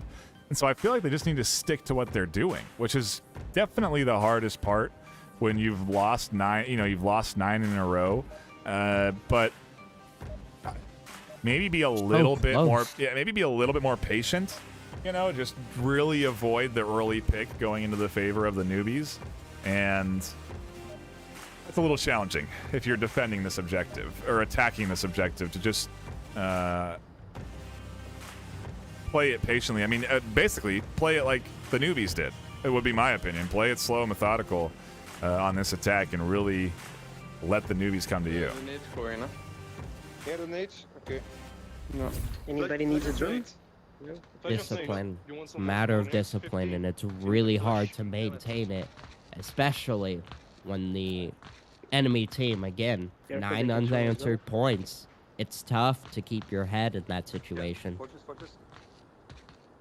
There is no defense in the north.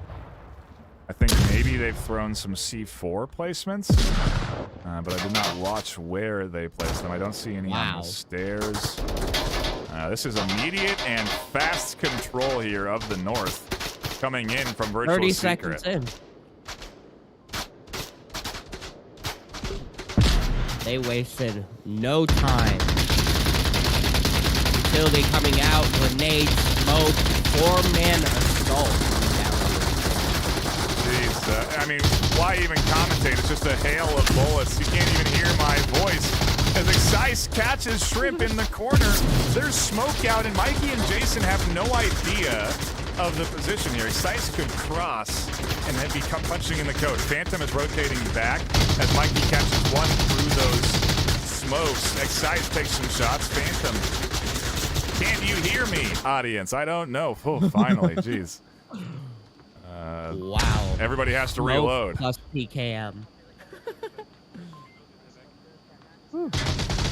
One, two. Oh no, Really the double 3. comes through. The Tapping. tablet instantly out. Phantom has to pick, and they do. A massive kill. Dragon's not here to support over the top. There is still one Resible on the wall, so as I say that kill comes in, we're into a 1v2, and what chaos. 1v3 revive coming out. That should have worked. I think Virtual Secret was a little too patient after all that utility came out. I think they should have kept their momentum. They should have full sended. Yeah, and it's almost against everything I thought would have been the right choice. A very aggressive send seemed to have been the right move there. Caught this Newbies team off guard, but not entirely. As Jason gets res, finds the final kill. And we are still in a Newbies world as they take 10 unanswered points here to advance up 2-0 on map 3. But again, another great setup and push from Virtual Secret, you know? It's just that final tail end of execution where Excise gets the double and then doesn't get the third. They just barely miss the angle onto him, and that could have been 2-1 Virtual Secret right there. Again, another great round, but the risk of going for the cap presents itself, and the Newbies continue to take rounds just barely. Oh man, by the skin of their teeth. Ugh. And you know, as we were talking about right before that round, what do you do differently? They did something different. Yeah. Even though they did something different, their previous shortcomings still crept in there. As you said, the final execution just not quite there. They slowed down when they probably shouldn't have. And their new strategy kind of fell apart a little bit. Yeah. Well, we're moving on to another objective. Yep, we are. One kind of similar in volatility. To the north, the south stairs. We just go from one set of stairs to the next. And, well, this one also, it's just kind of, it's you know, it could be another 2 points for newbies. This objective is certainly one that can be attacked, it can be defended, but it really depends on the setup, the spawn, and what Virtual Secret will do to finally get back onto this scoreboard as we go into round 3 of map 3. I think this is going to play into the hands of the newbies. I'm over here. Because in my experience, this objective, it complements slower play styles, surrounding and picking and surrounding some more and rotating. A lot of subway involves that, and I think the newbies are going to have a lot of fun on this attack.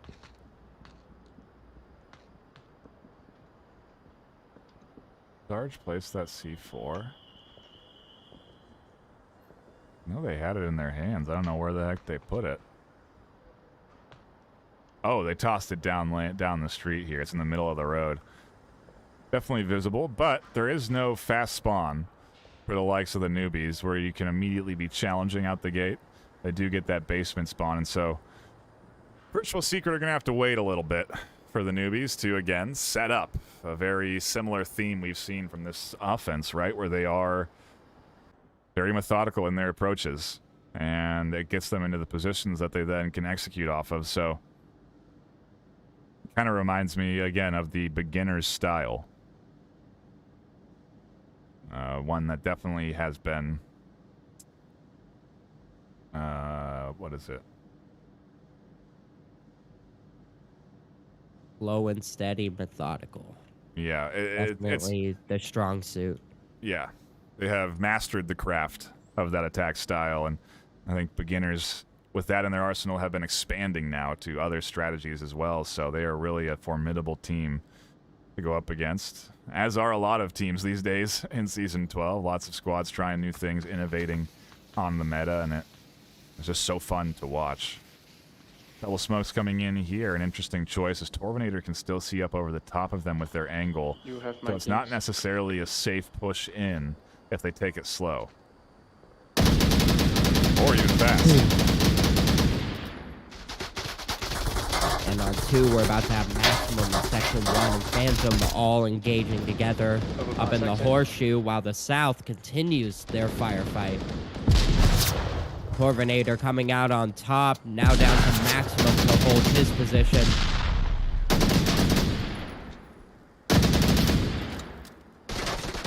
Excise coming to back him up. One overpass down. Wow. Good teamwork here. Maximum manages to get out, but Jason, with the late angle up in the back, manages to find that rotation into the 2v4. Rotation.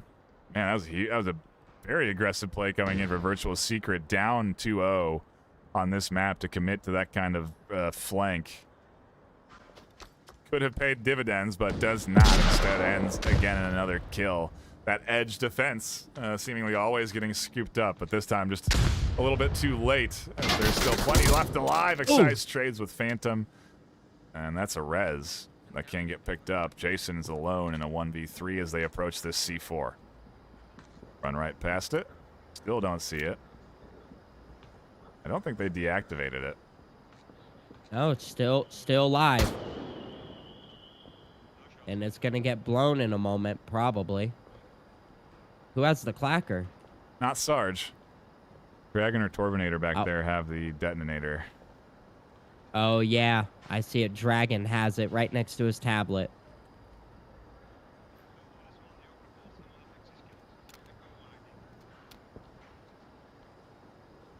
If Sarge goes down, it's an instant refrag. Yeah. Yeah, that C4 is 100% getting detonated. It could be a visual bug, too, in that he did defuse it, because I just can't imagine they missed this C4 right here. But it is, you know, who's looking at the ground when they're pushing up this alleyway? Not everybody, and so they might be out of range of it now, too. Be out of, yeah, I think he's just out. On me. Oh, beautiful pullback from the corner, and Sarge manages to pick up the peak on the side with the pre-fire. And Virtual Secret, they take their point. Took a little while, but they are on the board yet again. They have not given up. Not No. by any means. No, the whole series they really never did, and neither did the Newbies, and that's what's made this series such a good one to tune into. And with this, again, we go back to that same objective, but swap sides. So now the Newbies defend. I wonder if this one's pretty tough to cap, so I don't know if we'll see the cap attempt, but you know, it can present itself with proper smokes, the right kills. The opportunity can be there, so we'll see what Virtual Secret go for, especially if they get the fast spawn. Things could be chaotic right away. They could work off of that. I don't know what their overall attempt will be looking like here, but I do like to see them back on the board, like you said, finally, after what was 10 unanswered points. And that's just, you know, a lesson in stamina, I guess, a lesson in staying determined. If you are a new team, never give up on a series, never, you know, throw away an opportunity to try and improve. Virtual Secret have been hammering away at this wall, trying to figure out ways to crack it, and they finally seem to have, at the very least, for at one point here. We'll see if they can double up and tie this series. That's the real question up next, but we have to wait for round 4 to kick off. And so in the meantime, I will give a shout out to everyone tuning in on Twitch, Facebook, YouTube, and Horizon venues. If you don't know what that is, go check it out on your Quest or Quest 2. It's a cool way to watch these games in VR. With that, though, we are into the action, and it is going to be a quick spawn for Virtual Secret. Nobody. Somebody click. No, sorry. I hold right. Can somebody click? I'm going first, Max. I'll go first. I am a I'm great curious to see if Virtual Secret full send it like they did in the previous round. Right. Oh, they are. They are 4-1 split again. Ooh, a quick pick on Shrimp, making a cross to a pretty aggressive defensive position. Flashbang might have caught a couple of them.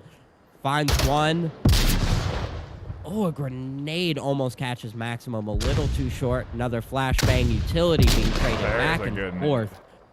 Beautiful nade into the corner onto Phantom's position.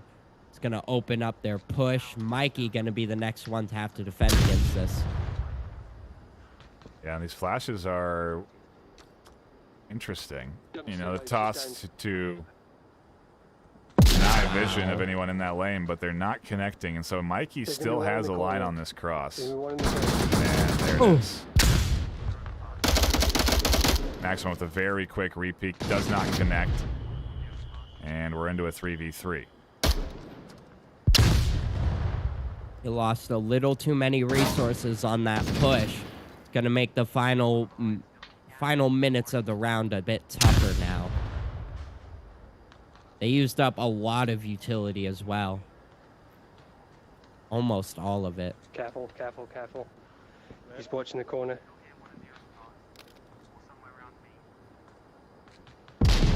Phantom with great comms, able to radio in anything that's happening here. Sarg makes it across, trades with Mikey. And Mikey getting confirmed. Maximum will confirm operator, and 2 out of the way, and we're into a 2v2. That's how all of these rounds have been going, Sky. Back and forth, and now the key moments are going to come down to how quickly Dragon pushes up these south stairs, and if Maximum can make enough noise on the top to distract from it. Maximum needs to take down Section in the corner, but Dragon with the quick Russia. The trade on to Jason. Virtual Secret. Get another with Maximum as the lone survivor. And that was just good execution. Like you said, they timed up nicely. The suppressive fire came in, the push right over the top of it. Yeah, perfect, really. In sync play there on that pinch. And a well-deserved round to tie this up 2-2 on map 3. the roller coaster of that round. It was looking so good for Virtual Secret, and then it was looking kind of bad with how many they lost, and then it was looking good again, and then it was looking rough in the 2v2. They were a little spread out, not quite sure how to push and if they were in sync, and then it was a beautiful pinch. I mean, just on point from the south and north. Wow. This is why we're here. This is why we do this, Nightfire. 100%. Yes, so tune in and catch the good quality VRML action. And it is always interesting to reflect on that. You can tune into a series. It can actually be 12-0, and it could still be a very good series to watch. Teams can have great rounds and just not be able to come out on top. And I think we're just, in some cases, well-deserved wins by Newbies, but in others, just, literal coin tosses on a final trade to see who comes out as the winner. And so I don't know where this final scoreline's taken us, but I have an idea that we could be on track for a 3-3 map 3 here. Well, we don't have to wait too very much longer to find out as we hop into round number 5. I can math.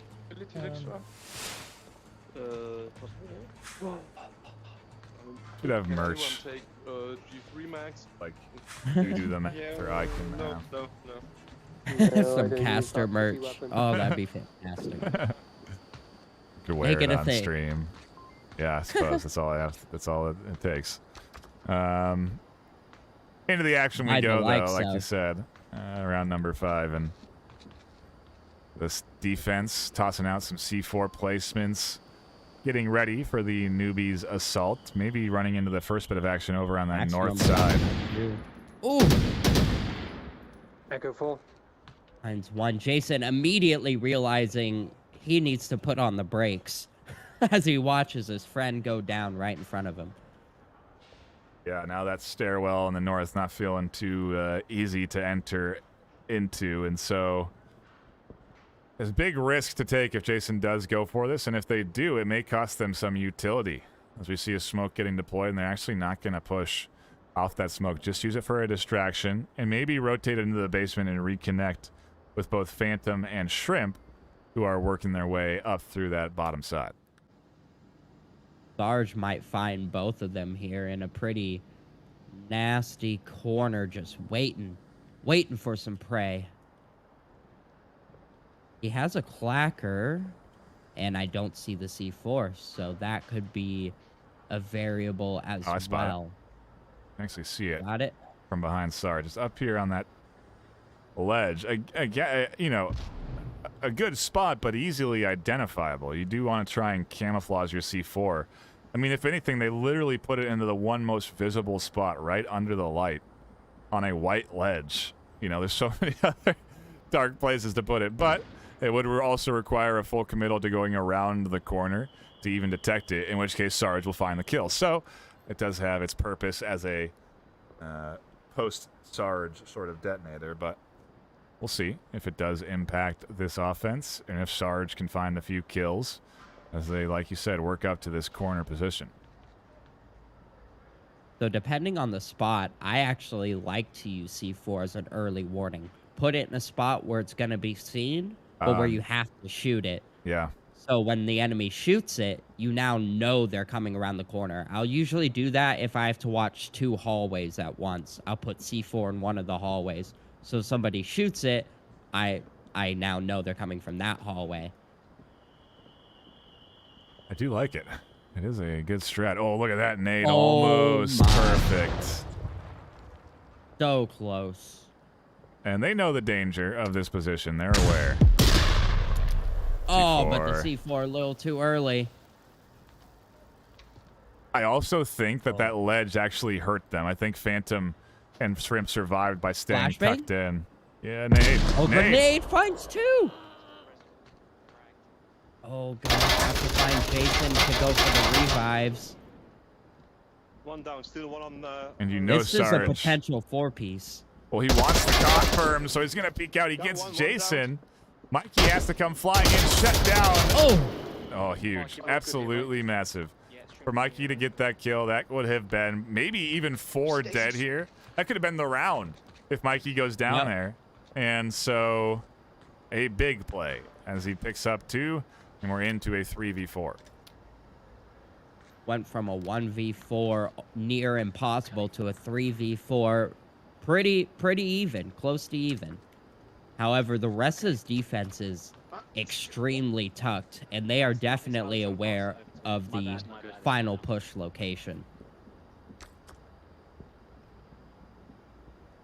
gonna be hard for the newbies to dig them out. So we flank, or we just Take a go bit down? of a utility What do you wanna count do? here. Mikey, do you want to go down and we'll flank round? Mr. Shrimp doing a really good job at quarterbacking the team in these final moments. Yep.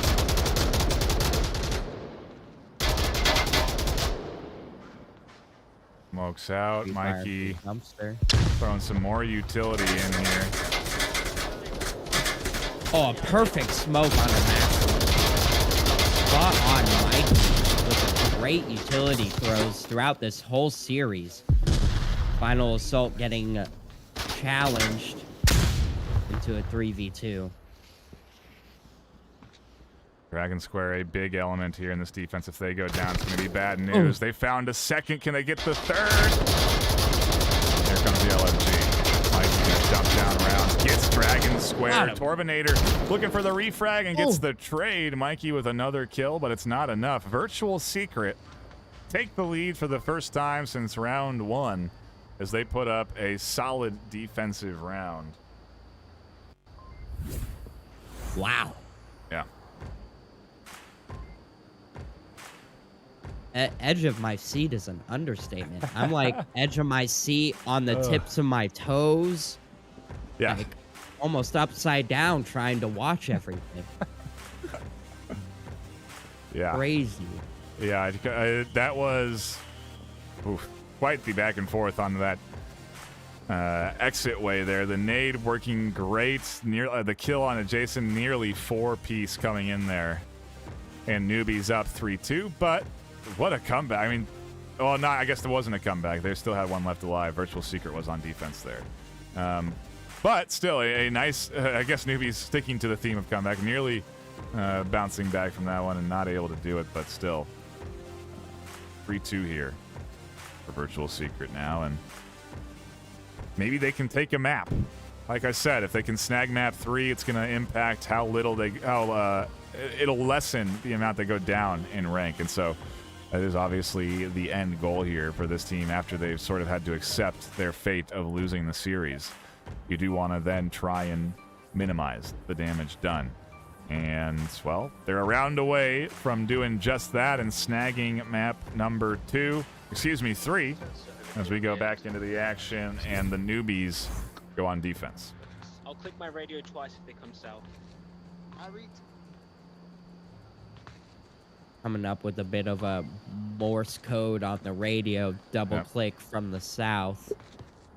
Interesting nonverbal communication. Yeah, very helpful on a map like this where your defensive positions can be a little bit extended but tucked in. Phantom in particular does not want to give away their position by having to communicate information that they hear coming in from that catwalk, which they may end up hearing from Torvinator. Phantom is going to have 2 different directions potentially to deal with, Torvinator and Sarge.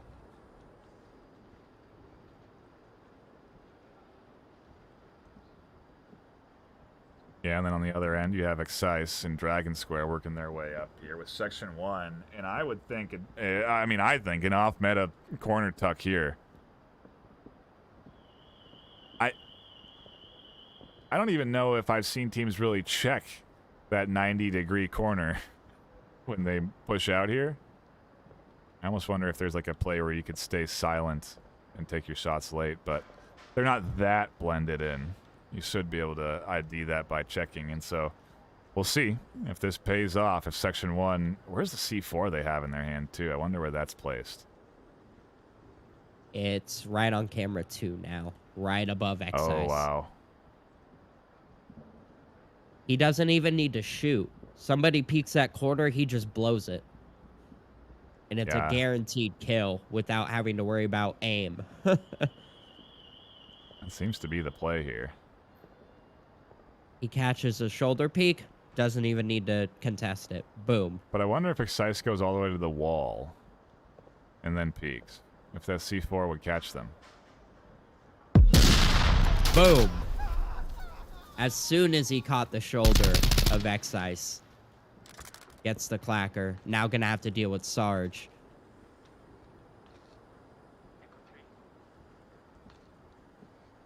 And a great play from Section 1. Executed just like you said it would be. And that double going to be a big way for Newbies to kick off their defensive round. You got Sarge, Torvinator, and Maximum all split, making their ways in. Torvinator's going to have a tough way doing what he's trying to do as well. Maximum's been out here in the north just taking pop shots, trying to grab attention. But the rest of the Newbies defense holding true to their angles and not letting it get to them. Oh! Sarge just peeks the side of Section 1. Only down, though. Section 1 manages to get the call out. Sarge opting not to continue that push and is going to rotate around into a flanking Phantom. Oh, Phantom has dialed in here. Torvinator Wow. is coming in from the back, though, Ooh. and so that pinch was going to happen sooner or later. And Sarge confirming Phantom now turns this into a 3v3 as Maximum goes down. It's a 3v2. Behind the barrels. Virtual It's clear. Secret. 3 kills away from taking this map, but they are 3 tough kills to get as Jason's tucked in, Mikey's on objective, and Shrimp's in the dark. Torvinator has utility, a grenade and a flash. If he nades into the cubby that Jason is in just as a clearing method. Oh, he opts to put the grenade into the bed corner instead.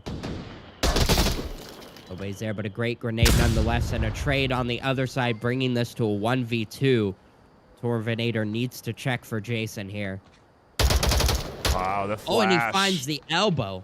The flash got him, and Torvinator is able to peek. We're into a 1v1 Wow. with Nope, not Again. Mikey, and the lone defender. And yeah, it feels like a scenario that we have continuously found ourselves in this series. Torvinator's going to actually get a little utility as well before they make their way past the sex shop and over towards objective. There's a live C4 somewhere. The clacker is still on the ground with the green light, but I don't know where that C4 is. We'll see if that comes into play. Mikey was huddled around it.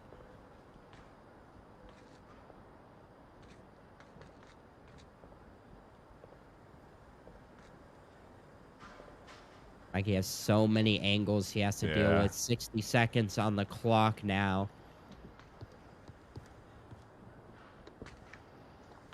There is no perfect way of holding this. Gonna drop back and look for any kind of, I guess, lingering defense, but also pick up any utility that's available, and they're not finding any here. Because it all got utilized. And like you said, time ticks down. 45 on the clock now. We're into this 1v1, and Torvinator. Oh, gosh, it's just such it's all about onward timing, isn't it? If Mikey's going to be watching that 100%. angle, or if they're going to peek off, or if they're going to be rotating back, like how is it all going to work out?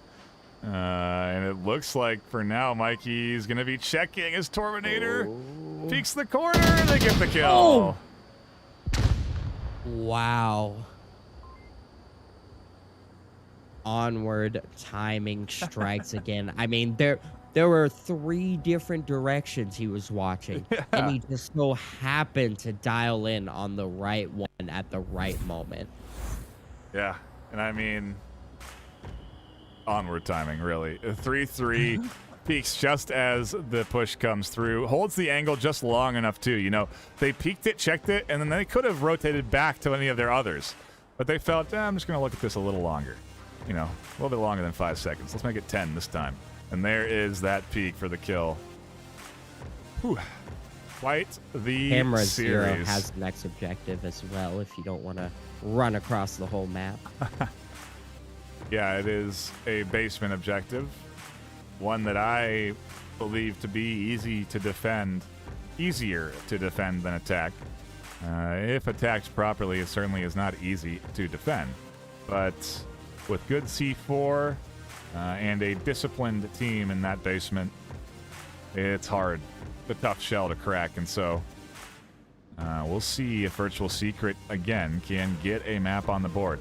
At this point, though, the Newbies, whether they win or lose this, are still in good shape because they've also managed to get 3 here on this map. They are going to end up taking the series despite the outcome of this map.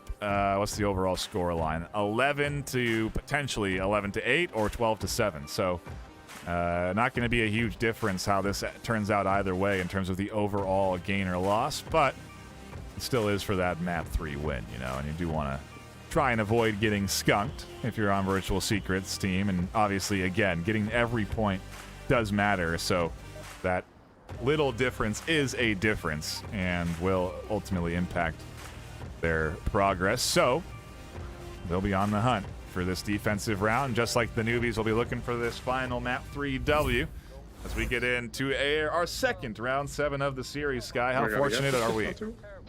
Oh man, it has been such greatness getting to hop into this pretty last minute, but I'm glad I was there and ready.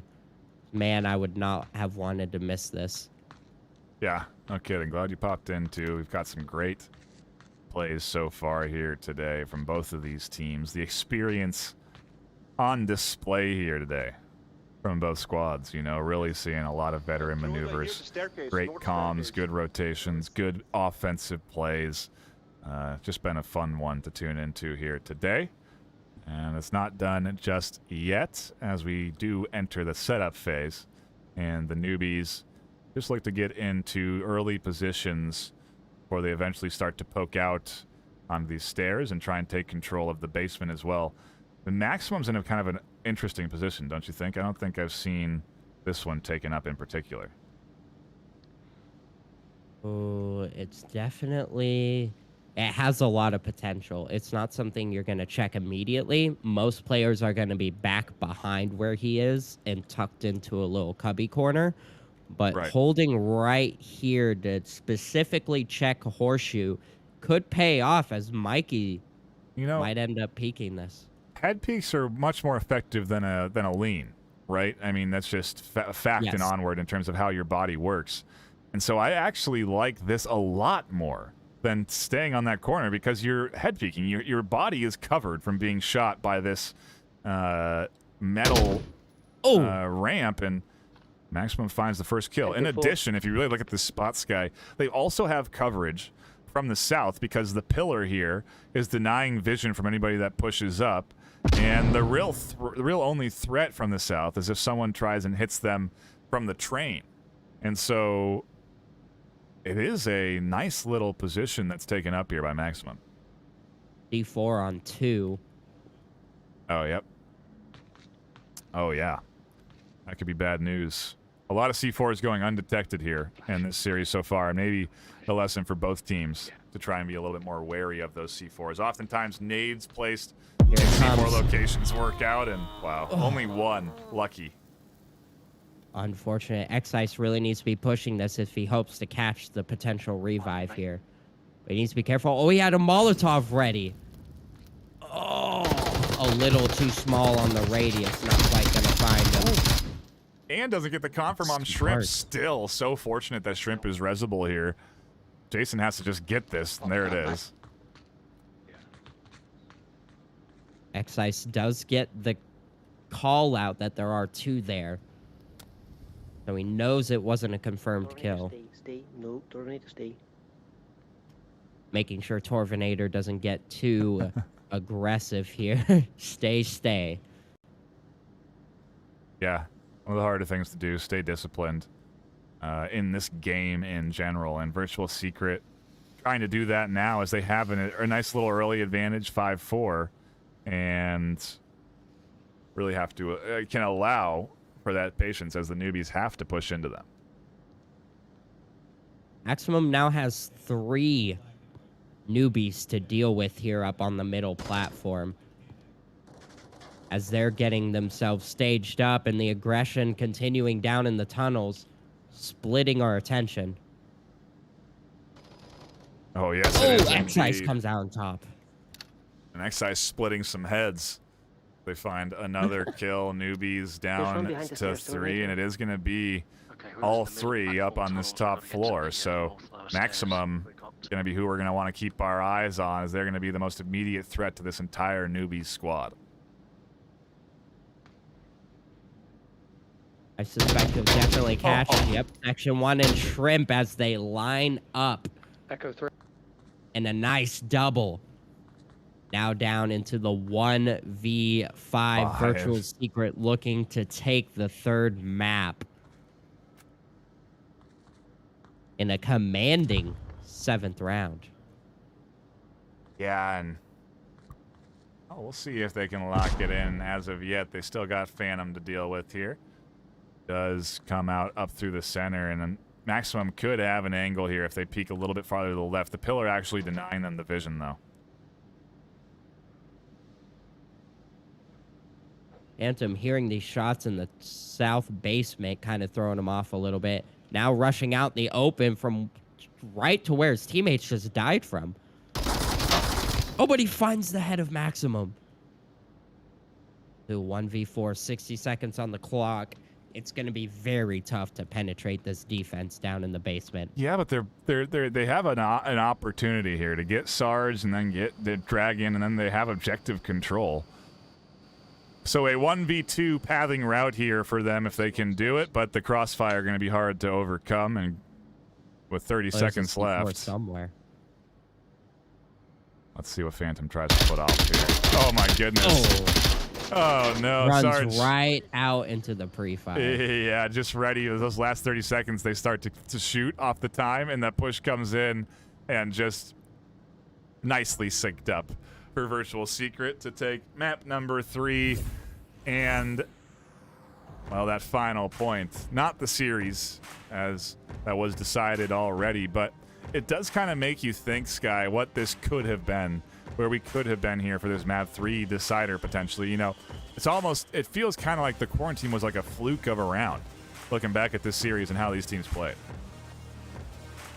Completely. You saw 3-4 in the first map, 3-4 in the 3rd map. Quarantine, even though it didn't reflect that 3-4, it was still Close. so close, just as close each and every time. Yeah. Yeah. A Wow. great series to drop in here for today. Glad we caught it live on twitch.tv/VRMasterLeague, also on YouTube, Facebook, and Horizon Venues. Subscribe and follow all those channels if you would be so kind. Also, head on over to VRML.com/onward. Follow the social media links. Go to that Facebook, go to the Twitter, and make sure that you are here for the next time we do casts. Every weekend at 6 p.m. PST, Saturday, 12 p.m. PST, Sunday, right here on Facebook, YouTube, and Horizon Venues. In addition, we also cast games over on twitch.tv/onward_VRML. So be sure to give that channel a follow as well if you want to catch action during the week. And as we add more casters to the roster, you'll see more games going live there, sometimes in tandem with multiple games. So we may use also other channels like VRML 2 and 3 to supply all of the action you could ever desire. And also, if you are interested in becoming a caster, please feel free to apply. Head on over to VRML.com/onward, click on register, and fill out the universal caster application, universal application, where we will review that this week and be bringing in some new folk, hopefully in the coming few days. So keep an eye out for that if you are looking for your application to be reviewed. Last but not least, a shout out to all of our sponsors. They come in and offer a excellent, fantastic prize pool, ever growing, that is contributed to our champions, the top 3 teams at the end of the season who end up winning that tournament will take away that pool. That prize pool comes from our sponsors, who include VRML, HyperX, VRware, Asterion, ProTube VR, that's what I was looking for, and our newest addition, Border Foods. If you want to learn more about that sponsorship, you can go to borderfoods.com/VRML. They are one of the largest Taco Bell franchises in the nation, and they offer fantastic working wages, scholarship opportunities, and career paths. If you do want to learn more, head on over to borderfoods.com/VRML.